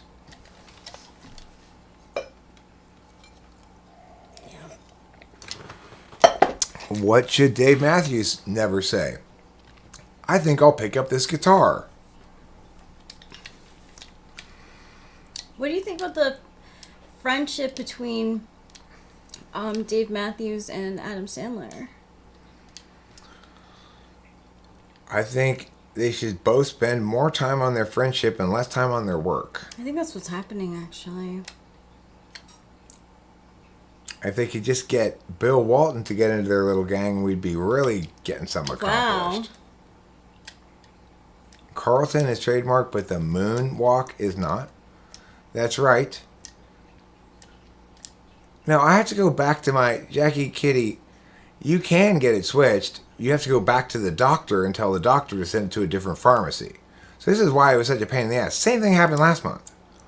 The reason I got so frustrated is I took the only kind of action I could take to prevent this from happening again, which is I called it in early this month, knowing that I was going to get a text from the pharmacy saying, you can't pick it up yet, it's too early. Fine. I still called it in early, so you know I'm going to be getting it on this day, right? So, of course, foolish me, I think if I alert them early, they'll order it, right? Instead, I get a text on the date when I can pick it up saying, we don't have it. We have to make a special order. Well, why didn't you special order it when you told me I couldn't pick it up yet? If you tell me I can't pick it up yet, you're saying, yes, it's here. Yes, we have it. But you can't pick it up until... And now the text message also had the wrong information on it. It said the 29th. Turned out it was actually the 30th. But the point is, if you're going to tell me you can't pick up your merchandise until the 30th, doesn't that kind of imply that you can pick it up on the 30th? Right? So, and if I can't...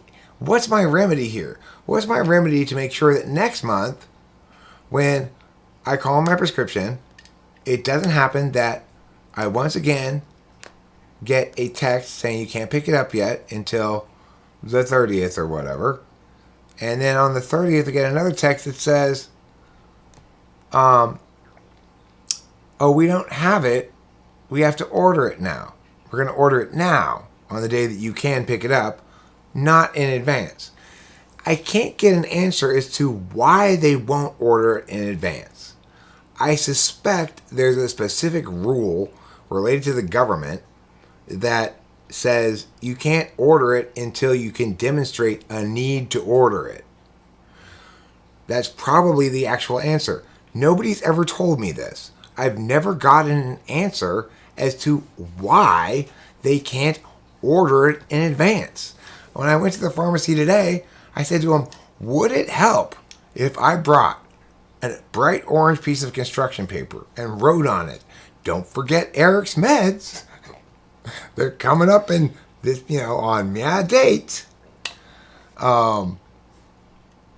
And so, and they didn't, of course, embrace that idea. It wasn't a serious idea. It was meant to taunt them for their incompetence, obviously. But I can't get an answer to the question. I have, in the many, many months I've asked this question, I have yet to get an answer to the question, why can't you anticipate that I'm going to come here again next month, as I have for years now, and need the same medication, and make sure you have enough of it for Eric come this date? Why can't you do that? When I go to Denny's, even when I don't alert them ahead of time that I'm coming to get bacon, eggs, and French toast, they always have enough bacon, eggs, and French toast. How is that? I don't want a 90-day supply. I want them to have it when I go in and get it every 30 days. It shouldn't be a rigmarole. I genuinely don't want the 90-day supply because I like my cycle that I have. Yes, I use CVS. So, last month, I started out at CVS 1, which is my original official CVS. It's in Temple City. The problem is, of course, 2 of them are in Temple City and 1 of them is in Arcadia. The Arcadia one and the Temple City one are on the same street. So it makes it confusing for people. I started off at my original CVS. They said they don't have it and they don't know when they're going to be able to get it. So this was first tell me they have to order it. I said, well, when will your order come in? We don't know, blah, blah, blah, etc. So I said, okay, fine. Call me a pharmacy that does have it then. They called me the other pharmacy. I was able to go over there and get it. But first I went over there and discovered that when I went to my doctor to say, please cancel that one and send it to the other pharmacy, she had canceled that one and then sent it to the same pharmacy again. So I had to go back to my doctor again, tell her to cancel it again, send it to the other pharmacy. Then I got it last month. Then this month, the same fucking thing happens, right? Except this time the doctor sends it to the right place right away. I don't have to go to the doctor a second time. But what's weird is after the doctor sent it to the correct place, that place sent me a text saying, we received your prescription and we need to place a special order for it. And this is the CVS that the other CVS had called and established does definitely have it. Okay? So when I went down there, I was about ready to tear someone's head off because I was just like, you've got to be fucking kidding me. And I went in there and said, okay, can you please explain to me what went wrong this time? I just got a text saying you need to special order it. I was assuming probably the doctor sent it to the wrong one again. But no, in fact, he sent it to the right one. They did have it. So why did I get this automated text saying you need to order it? What the fuck is going on, right? It's like, how deeply embedded is your structural problems here in your system architecture if this happens time and time and time again? Unless there's some sort of rule like that. Have you ever heard the term compounding pharmacy? It's an old expression. It refers to a day back when pharmacies used to make their own compounded drugs. So you know how Rachel takes two drugs that there is a pill that combines those two drugs into one. In the olden days, pharmacies used to do that on site, but they don't really anymore.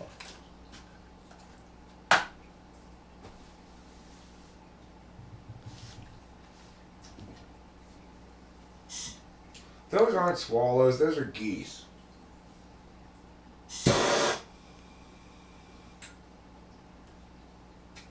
Well, I have long been suspicious about their claims that they don't have any. Because what used to happen fairly regularly is they'd tell me they don't have it, they need to order it. I'd make a little fuss about it, and then they'd call me back like an hour or two later and say, oh, we found some, we do have it. This used to happen fairly regularly. It hasn't happened like that for a while.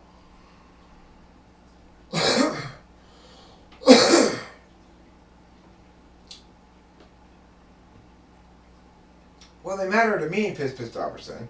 But the most important thing is, I don't really care. I just want an answer to why. I want a real answer as to why. If somebody would just tell me, because that would require too much individual effort on our part for you to add an extra little layer of reminder that's outside of the automated system, and we don't want to do that, I'd be perfectly happy with that answer. Because that would be the truth, you know? But instead they try to avoid telling me the truth, and have for years now, as I continue to answer these questions, I cannot believe how successfully they managed to avoid my questions. I can't get an answer to why. I don't care about how, when, where, what. Tell me why.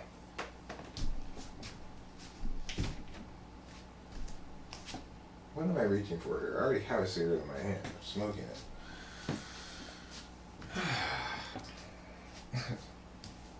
Do you feel me, everybody? Do you feel what I'm saying here?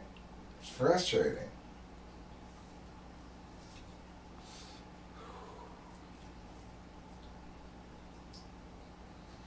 Have you ever heard the term, I slept with my mother to get over the messed up relationship we had? I mean, it's sort of an expression that's equivalent to, I cut off my nose to spite my face, I guess.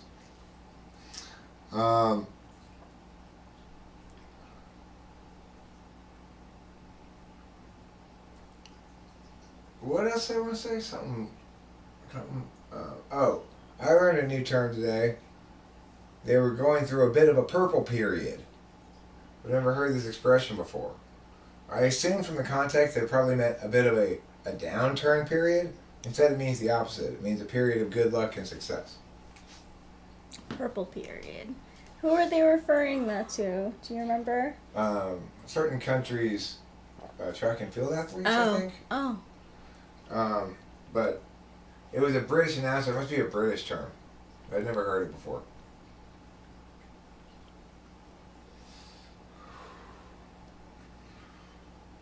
I think we're having a purple time. Unfortunately, I was still able to read the definition just fine, even though my eyes were slanty at the time. I'm so glad to hear that.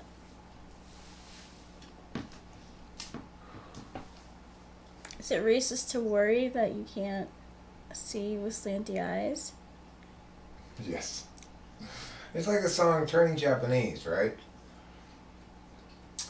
No sex, no fun, no wine, no women, no song, no fun, no you, no wonder it's dark. Well, what do they mean, no wonder it's dark? Well, in that instance, he's saying it's dark because my eyes are so slanty. But, of course, that's kind of racist because just having slanty eyes doesn't mean you can't see. You can still see just fine. You see, this is the truth. I'm pretty sure if you ask someone with slanted eyes if they could see, they would say yes. It's like, I may have a big nose, but that doesn't mean I smell better than other people. I don't think you have a big nose. Well, thank you, darling. But I may have a nose larger than the mean, but that doesn't mean that I accordingly smell better, smell more well, have a stronger, a bit more acute sense of smell. Those aren't your neighbor's eyes. Those are Betty Davis eyes. Well, let's see. How long have I been streaming for? Almost 2 hours. I think it's time to wrap it up with a song or two and call it a stream. What do you say, Rachel? Yeah? I don't know if I want to sing, though. You don't have to sing. You don't want to. You're welcome to if you do. Okay.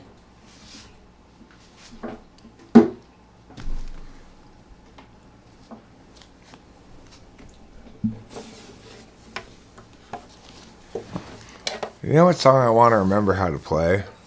I don't know if I'm going to be able to remember how to play it, though. Is this song from Barney?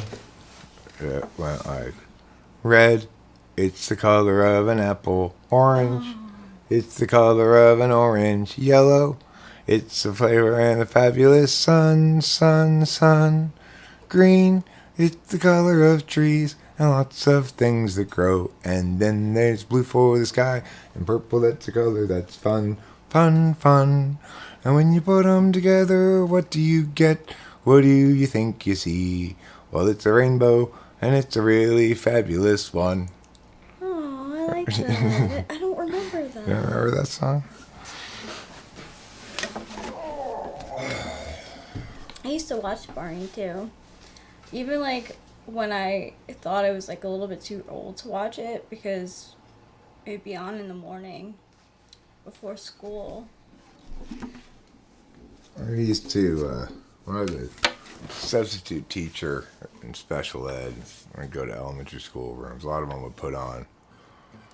It's called, I don't know, the Barney Rainbow Song or something. 'Cause I like red, it's the color of an apple. Orange, it's the color of an orange. Yellow, it's the lemon and the fabulous sun, sun, sun, sun, sun, sun, sun, sun, sun, sun. I can't remember it. I can't remember how to play it, but this is what I want to stress. It doesn't matter how slanty my eyes get. At any given moment, I might still be an African, an Icelander, an Ecuadorian, or even a white boy. Yeah, some folk call me a rambling man 'cause I do a lot of thumbing and a kicking cans, but it won't do an ounce good to call me names. My daddy wasn't Willie Woodrow. I wasn't born and raised in no ghetto, just a white boy looking for a place to do my thing. I don't want no handout living, don't want any part of anything they're giving. I'm proud and white and I got a song to sing. Well, I said a few things and I'll admit it. If you want to get ahead, you gotta hump and get it. Just a white boy looking for a place to do my thing.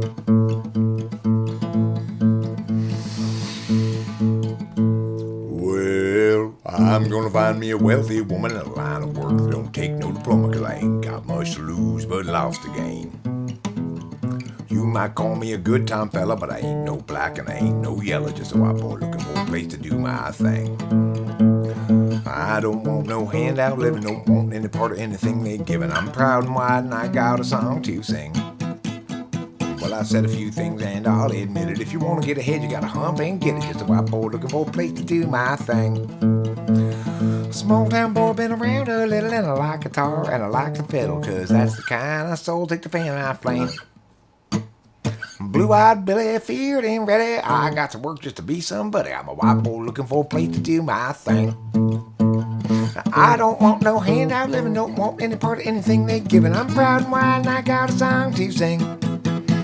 Well, I said a few things and I'll admit it. If you want to get ahead, you gotta hump and get it. Just a white boy looking for a place to do my thing.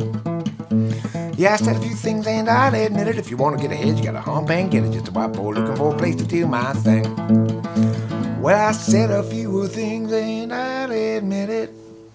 If you wanna get ahead, you gotta hump and get it. Or just a white boy looking for a place to do my thing. Well, I agree with you, Chuck Baker, that some of the lyrics are rather questionable. They're what you might call racist.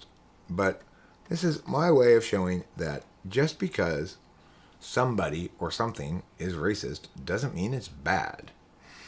So I don't agree with the message that people who are non-white, who don't identify as white, are somehow more likely to want handouts, which is clearly part of the message. I don't agree with that at all. But I also think it's part of my duty as someone who's fluidly transracial, who's not white, to play that song and acknowledge its greatness as the song despite the shittiness of some of the lyrics. And so that's what I do. I mean, that's the thing. It's like, we have to acknowledge that some great things were done by some shitty people. That some great art was made with some shitty lyrics in it. I mean, I have a lot of questions about a lot of lyrics from a lot of rap songs. Yeah. But I may like the song anyway, you know? Me too. So that's just how it is. Now, sometimes lyrics are enough to turn me off of a song entirely, right? So it's like, until I really listen to the lyrics, sometimes I don't realize what they're about, and I just find myself singing along with them, and I realize that it's all about like I'm down with OPP. I'm not down with OPP at all. I didn't know that. But I like the song. But at some point, if I listen to too many of the lyrics, I start thinking, I don't like this person. I don't like this attitude. I don't like what's going on here. Now, that song, however, feels a little different. It feels defensive rather than offensive, you know? I still think it's racist. I don't approve of its message, but...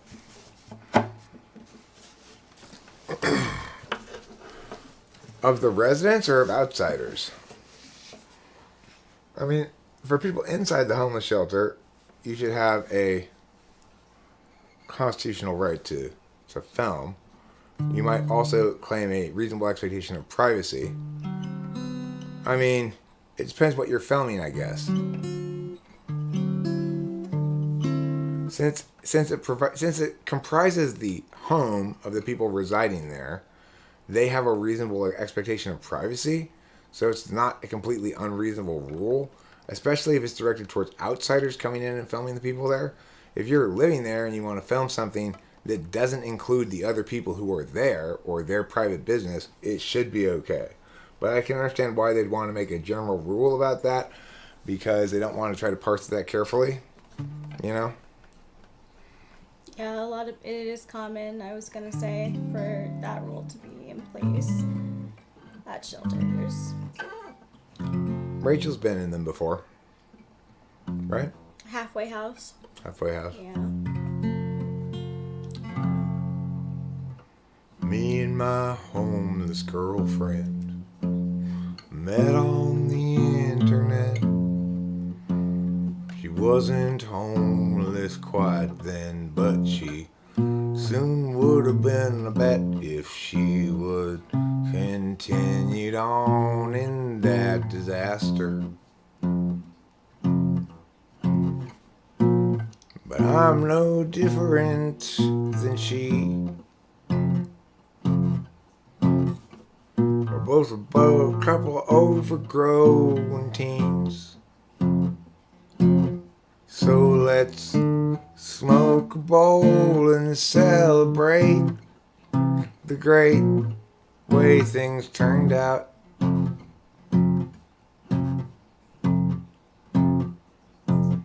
And Jackie Kitty, if you're in a shelter now, recall that now's not how the future comes to be. It's more complicated, see.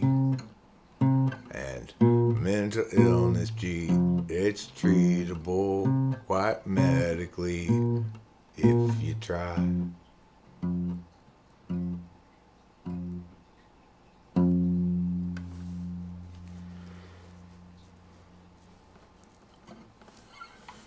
I think that's good advice.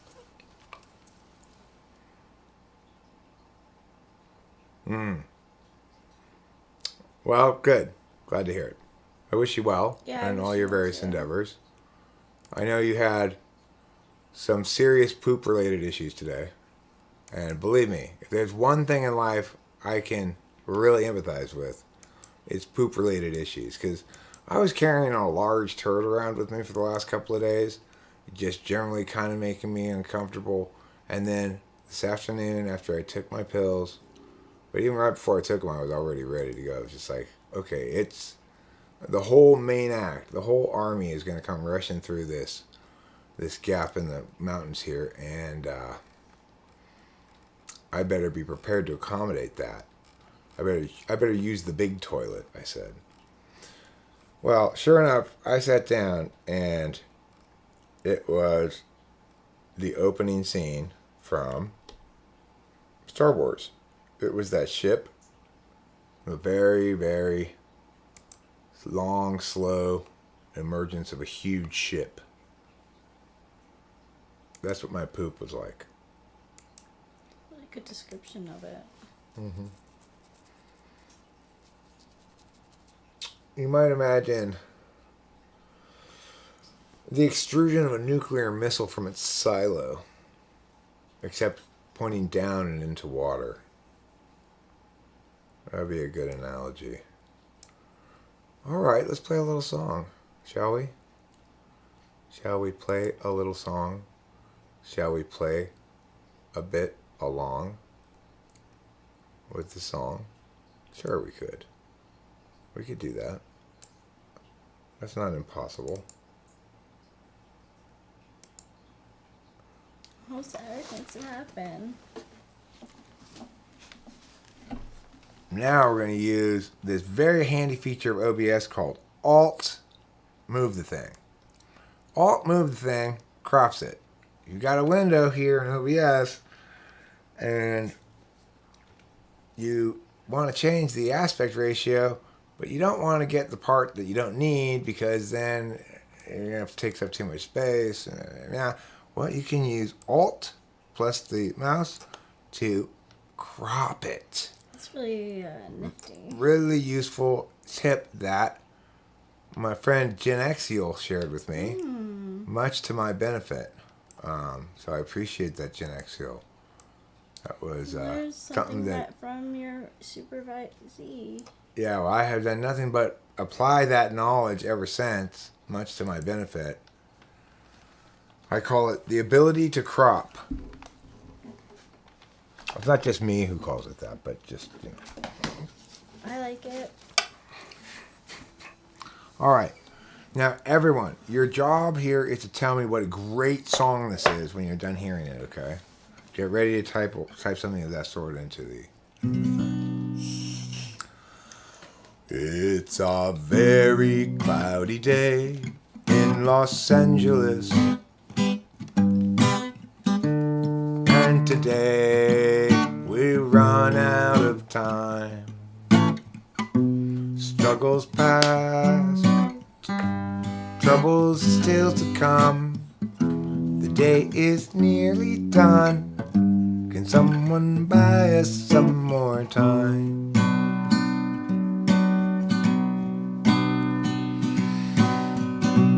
Cloudy day in Los Angeles. Cloudy day in LA. I'm no sort of evangelist, but I've got something to say. 'Cause life can strangely be forgiving for those who stay awake all night, and voices telling you to give in. Try to sap your will to fight. 'Cause whether I'm supposed to be here or just be soon forgotten noise is sort of based on what I see here and sort of on what I avoid. Cloudy day in Los Angeles. Cloudy day in LA. I'm no sort of evangelist, but I've got something to say. It's a very cloudy day in Los Angeles. And today we run out of time. Struggles past, troubles still to come. The day is nearly done. It seems we bought us some more time. Did someone buy us some more time?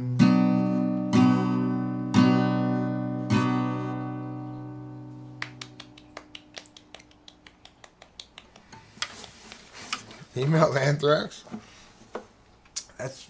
That's some pretty some pretty edgy humor there. Yeah. I guess you're in the right place. Yeah.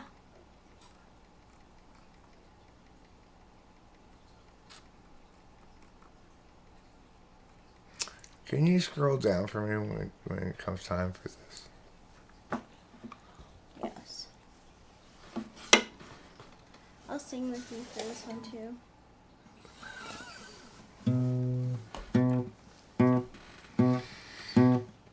Just brooding here won't do any good. But brooding's more and more my style. I seek the cheery ways of standing where we stood, 'cause I've been stuck here a while. That's despite a natural selfishness that makes it easy to have fun. But flutters in the gut become a fist as all my visions come undone. I tried to string, distract, and dream the afternoon away, but heavy new realities are burning every day, and for a bit. What are you doing? I'm out of it. I don't know what happened. You push down on this thing in the middle. It makes it go like that. Sorry. It's okay. So look. Oops. What happened?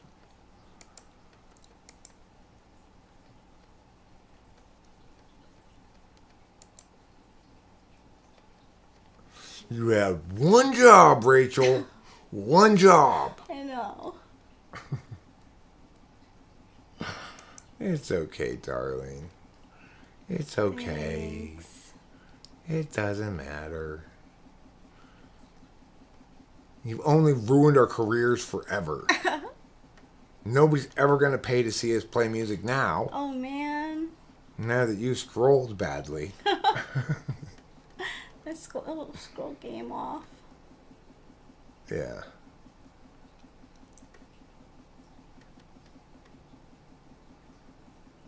little slow. Yeah, well, I mean, the computer's got a lot going on right now. So the thing is, what happened was when you went to scroll, you pushed down on this. Oh. When you do that, you get this thing. Oh. Okay? So you stop that, you have to push down on it again. Okay. Alright, let's try it again from the top. Okay.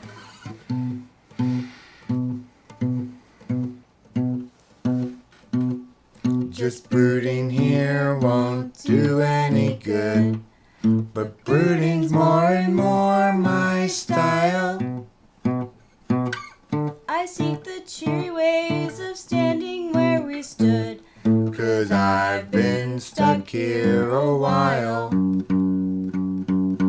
and that's despite a natural selfishness that makes it easy to have fun.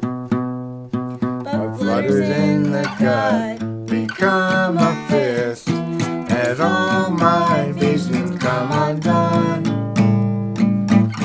I tried to stream, distract, and dream the afternoon away, but having new realities bear down on every day, and for a bit I am out of it. I'm out of it, Reason still unsaid. still unsaid. Still I need get out of me. Need it out of What's me, inside my head? the stuff inside of my. It seems like everybody's so sensitive, so ready to just get mad. I seek the civil ways of living like a kid, 'cause who wants to be the dad? Have we lost our sense of scope and scale? Our capacity to laugh? The strength to know when not to wail, and how to tip the golden calf. I tried to stream, distract, and dream the afternoon away, but having new realities bear down on every day, and for a bit I am out of it. I'm out of it, Reason still unsaid. still unsaid. Still I need get out of me. Need get out of What's me, inside my head? the stuff inside of mine. And still I'm sad. Sad for me. Sad for her unhappily. Unhappily, What you call what sorrow. you call sorrow, I call home. I call home. Blues that sing clear down to the bone. Down to the bone. Still I'm sad. Still I'm So sad, sad for me. so sad for me, Sad for her. sad for her. Happily. Unhappily, What you call sorrow. what you call sorrow, I call home. I call home. Blues that sing clear Down to the bone, down to the bone. Still I'm sad. Still I'm So sad, sad for me. so sad for me, Sad for her. sad for her. Happily. Unhappily, What you call sorrow. what you call sorrow, I call home. I call home. Blues that sing Clear down to the bone. Pretty good. For the first time we played in a long time. Yeah. I should mention that my middle fingernail finally fell off. Yeah. It doesn't hurt, but I can't really strum properly with my middle finger at the moment. So there's that, for whatever that's worth. It does kind of affect my playing. I need to put a Band-Aid on it when I'm playing, and then it won't cause me problems probably. Hi, Pee-Pee. Oh, yes. Oh, well, he's Pucker Tart, Lemon Squeeze, the friendliest guy that you will see. Yes, he wants to be your friend, but he comes from around the bend, and it will be a while till he sees you again. He's Pucker Tart, Lemon Squeeze, he's a friend to you and me. He's International Delight's favorite go-to right-hand guy. He's international like him, and he is also busy like his friend, the beaver bee. Busiest creature, busy as a bee, and busy as a beaver, and so much busier than Pucker Tart, Lemon Squeeze. Well, he's pucker tart, lemon squeeze. Shabba-doo-ba-da-ba-ba-doo-da. Pucker tart, lemon squeeze. Shabba-doo-ba-day. Yes, he's pucker tart, lemon squeeze. Shabba-doo-ba-da-ba-ba-doo-da. Pucker tart, lemon squeeze. Shabba-doo-ba-day. And if you go to visit him for starts, remember to bring something sour or tart. 'Cause he's not a fan of sugary treats. Yeah, he's pucker tart and not pucker sweet. Well, he's pucker tart, lemon squeeze, friendliest guy that you will see. Yes, he wants to be your friend, but he comes from around the bend, and it will be a while till you see him again. Pucker tart, lemon squeeze, he's a friend to you and me. He's international delights, favorite go-to right-hand guy. He's international like him, but he is also busy like his friend, the beaver bee. Busiest creature, busy as a bee, busy as a beaver, and so much busier than pucker tart, lemon squeeze. Well, he's pucker tart, lemon squeeze. Shabba-doo-ba-da-ba-ba-doo-da. Pucker tart, lemon squeeze. Shabba-doo-ba-day. Yes, he's pucker tart, lemon squeeze. Shabba-doo-ba-da-ba-ba-doo-da. Pucker tart, lemon squeeze. Shabba-doo-ba-day. Pucker tart. Thank you. Wonderful, wonderful.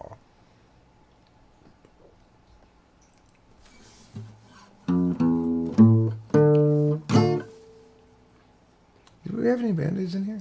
Not in here in the bathroom, though. Do we have any tape in here? No? No. Oh, he came here with her. And what's the big problem that you can't endure? You seem so sure it's not appropriate claiming to blame things on Scott. Despite getting caught, he's got you reframing for him, straining for him, going to the gym to make yourself good enough again.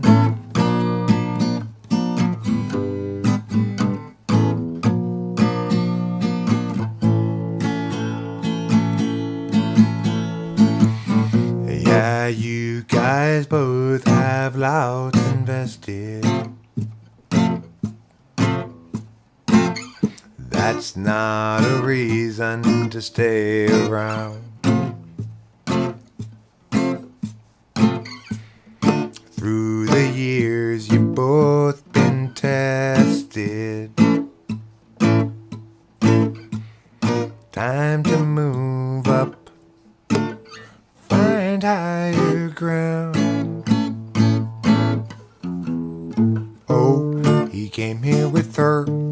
And what's the big problem that you can't endure? You seem so sure it's not appropriate claiming to blame things on Scott. Despite getting caught, he's got you reframing for him, straining for him, going to the gym to make yourself good enough again.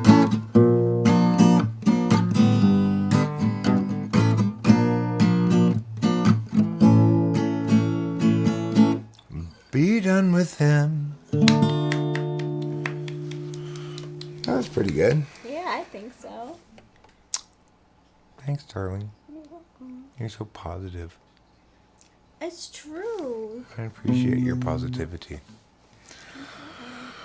You're living on a time frame I will never know. Alienation and humanity's soul. Imagine you a future after the collapse, returning to the urgency of isolated past. Picturing community free of metaphysics, hunting buffalo while you're picking red delicious. Knowledge of the seasons, wisdoms of old, fires blazing in the night to keep away the cold. Hostility is kept at bay by what you think is in the way of life as children of the land, with an agave weatherman. Imagining a history that never could have been. You lecture at the college, advancement is a sin, lamenting disconnection in every corporate act, asserting all your feelings and ignoring all the facts. Hostility is kept at bay by what you think is in the way of life life as children of the land with an agave weatherman. You find modernity just so banal. Wish you had been born any time but now, and your experience won't run afoul of exceptions you might allow. You visualize nobility sipping on some port, or tribes of peaceful savages in beautiful comport. But few of history's people ever thusly did cavort, 'cause life was solitary, nasty, brutish, poor, and short. Hostility is kept at bay, hostility is kept at bay. What you think is in the what you think is in the way of life as children of the land with an agave weatherman.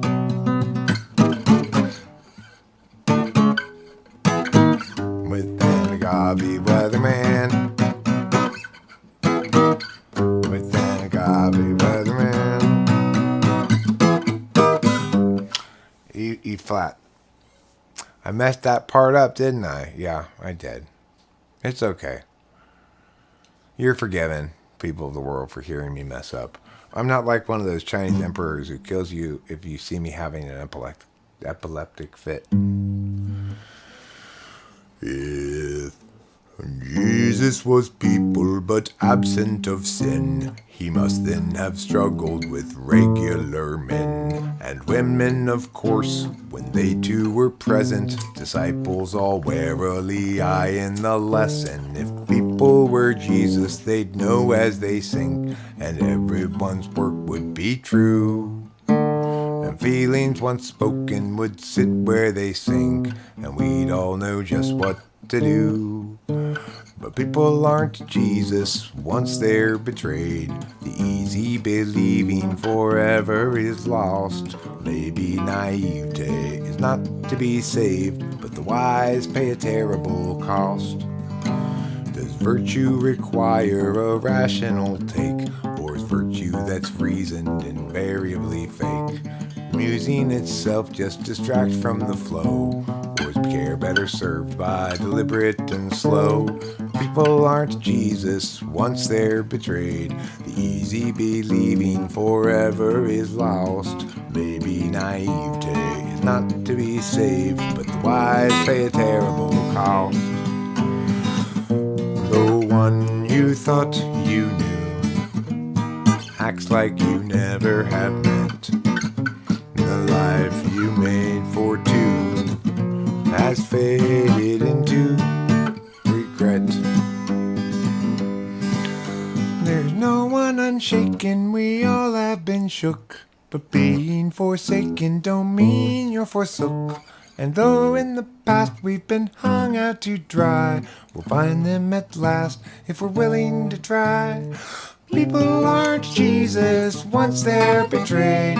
Easy believing forever is lost. Maybe naivete is not to be saved, but the wise pay a terrible cost. Let's try the chorus again, okay? Let me go through the last blue thing into the chorus. I'll do the low part this time. There's no one unshaken, we all have been shook. But being forsaken don't mean you're forsook. And though in the past we've been hung out to dry, we'll find them at last if we're willing to try. People aren't Jesus once they're betrayed. The easy believing forever is lost. Maybe naivete is not to be saved, but the wise pay a terrible cost. Yeah, baby, naivete is not to be saved, but the wise pay a terrible cost. Oh my gosh. Hard song to sing. It's such a hard song to sing. Yeah, it really It is. really is a very hard song to sing. I felt like... Too much noise in the data stream. Loud enough to disrupt everybody's dreams.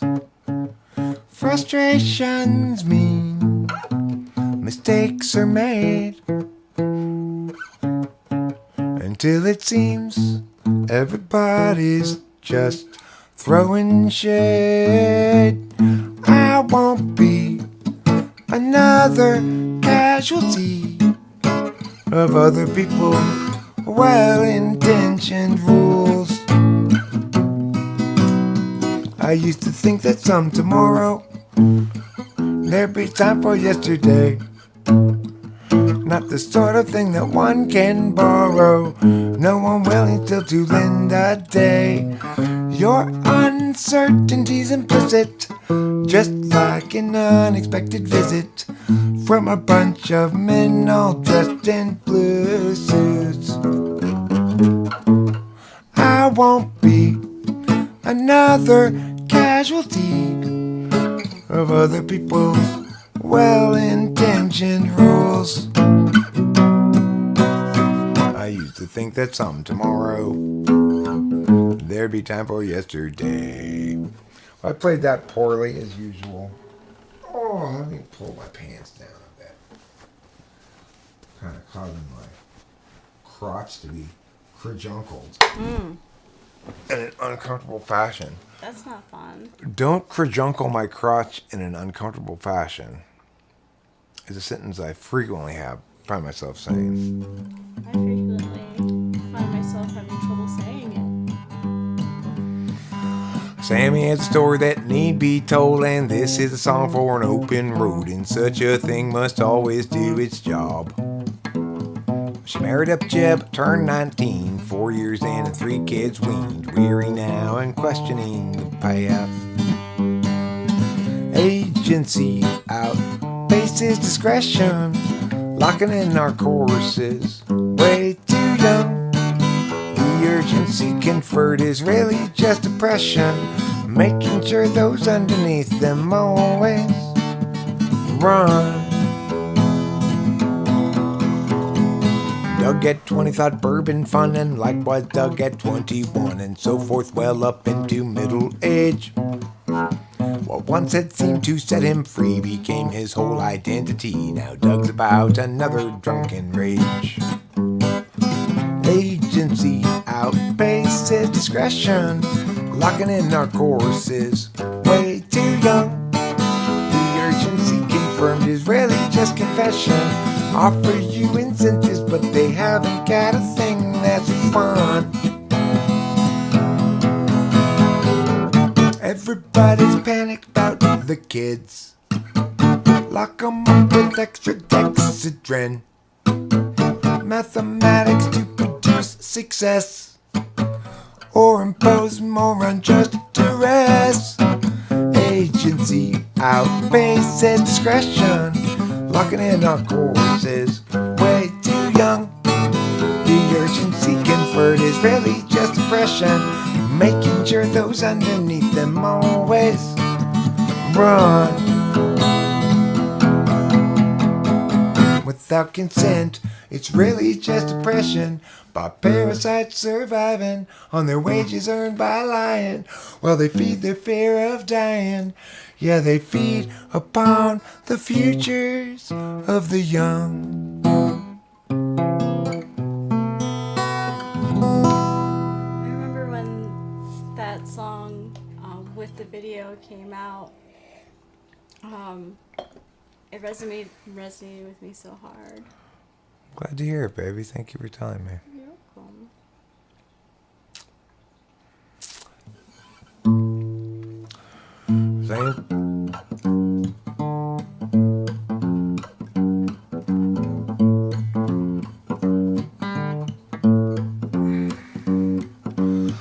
Santa Ana's from the east are blowing. They're driving on this mountain fire. To Grant Atlanta, it best be going. They'd cut it down to the wire. Everywhere apocalypse hung heavy. The truck was piling up with ash. Atlanta got the dogs in the Chevy, and Grant counted out their petty cash. If times are ending, then time is bending. Flames rain down from the sky, while the dogs knock out with Grant exhaust. Atlanta stays awake to cry.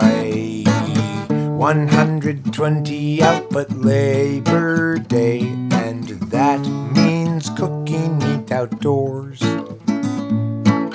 Guy got distracted and fire got away. Now from Bradford to Arcadia they curse his name. Fire chased them west and down the incline until they reached the foothills below.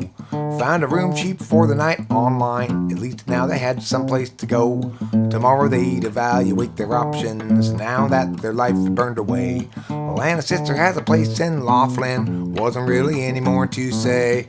If times are ending, then time is bending. Flames rain down from the sky. While the dogs knock out with Grant exhausted, Lana stays awake to cry.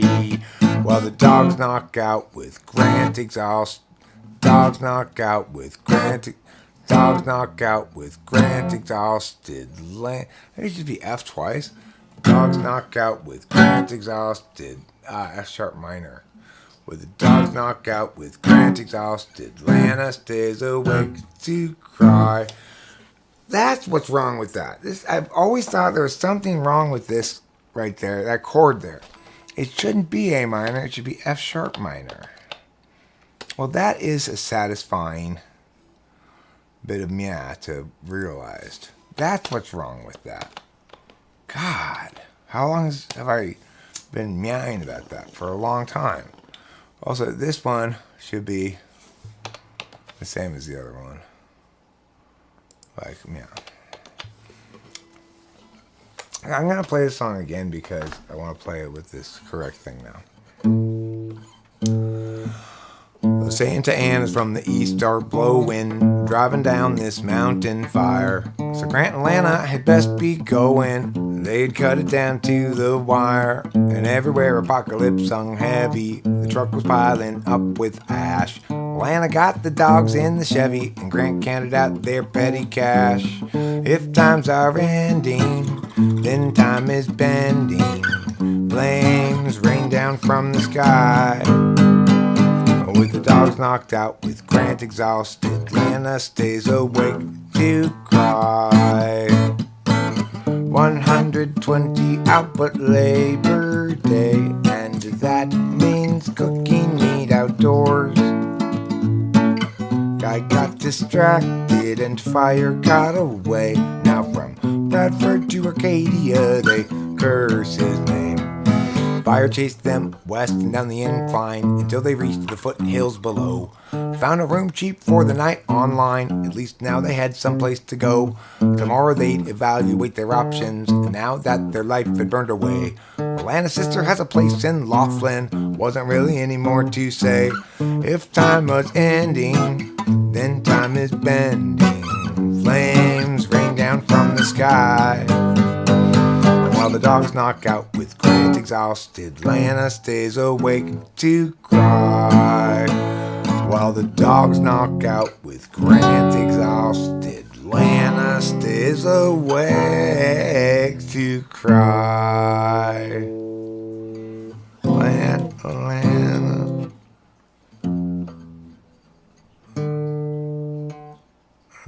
Dogs knock out with Grant exhausted, Lana stays awake to cry. Good. Okay, well, it works fine.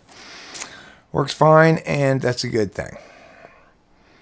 Am I going to play any more songs? Just probably one more and wrap it up.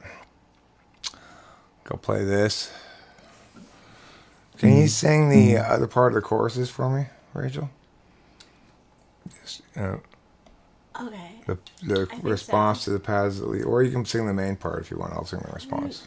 I think I could do the response. Okay, cool. What's the matter with Chad? Is he terribly? Oh, you want to do? I was gonna say in the gray parts, the choruses. If you could do the. Okay, sure. If you want to do it that way, we can do it that way too. But I was thinking, what I'm really missing in the song normally is the other part in the chorus. So, do you want to sing the main part of the chorus or the response part? I don't even know. Oh, just the path that leads to the last 2 days? The gray parts. Yeah, sure. Do you want to sing the main gray parts or the response? I was taking it as an opportunity to study the song, and I was gonna repeat after you. What? Lead to lesser day, paths that lead to lesser. Still spell out the overworld. Still spell out the overworld. All right, so try you doing the main part. Paths that lead to lesser days. Paths that lead to lesser. Still spill out the overwater. Spill still from the overwatered past. And whoever left that's Still okay. Just time sail. Yeah, let's see how you do the main gray part. Okay, Okay. I'll do the response. Okay? What's the matter with Chad? Is he terribly bad? Is he very like Dan, who's a terrible man? Is he sort of like Jill, who can't pay her bill? Or rather like Jack, too stuck on the facts? Matter with Drew?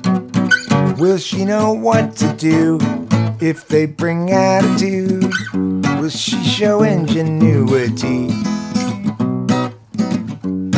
She talks about you whenever we go walking.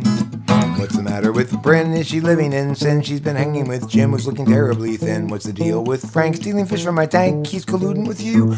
Talking to Lou. What's wrong with the ladies? What's the matter with men? From the feelings of Katie to the coldness of Sven. They talk about you whenever we go walking. Paths that lead to lesser days. Still spill out the overwater. Spill still from the overwatered past. And whoever's left that's Still okay. Just tie the sails to the mast. Are you angry at Ken or at Neville again? Don't bother with Kev, he's practically dead. Just focus on Bert. Medium hurt. What's the quantity for Liz? Did she fail a quiz? What's the deal with Drew? Will she know what to do if they bring attitude? Will she show ingenuity?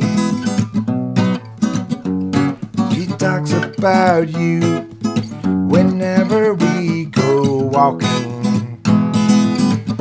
paths that lead to lesser days. Paths that lead to lesser. Still spill out the overwater. Spill still from the overwatered past. And whoever's left that's Still okay. Just tie the sails to the mast.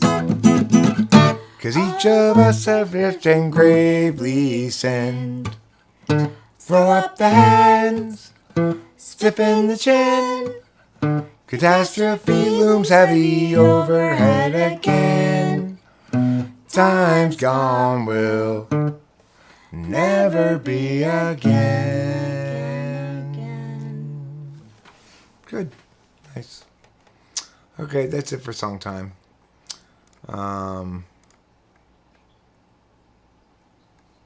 That's it for song time, and that's it for stream time. We're going to wrap it up. Those of you still here during song time, greatly appreciated. Yeah. Today I Really appreciate it. played songs in three different formats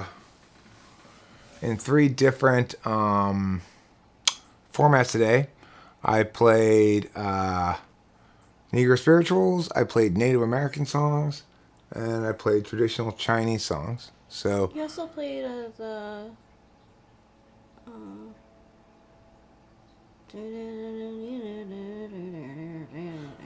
right, I would consider that a traditional Chinese song. Some folks call me a rambling man. Yeah, traditional Chinese folk song. Little known fact, that's a traditional Chinese folk song. But I'm gonna see all you round eyes later. Okay, don't forget to eat plenty of cheese. Bye. And love you all oh Yeah. so very much. Oh, so very much. Don't you ever forget that.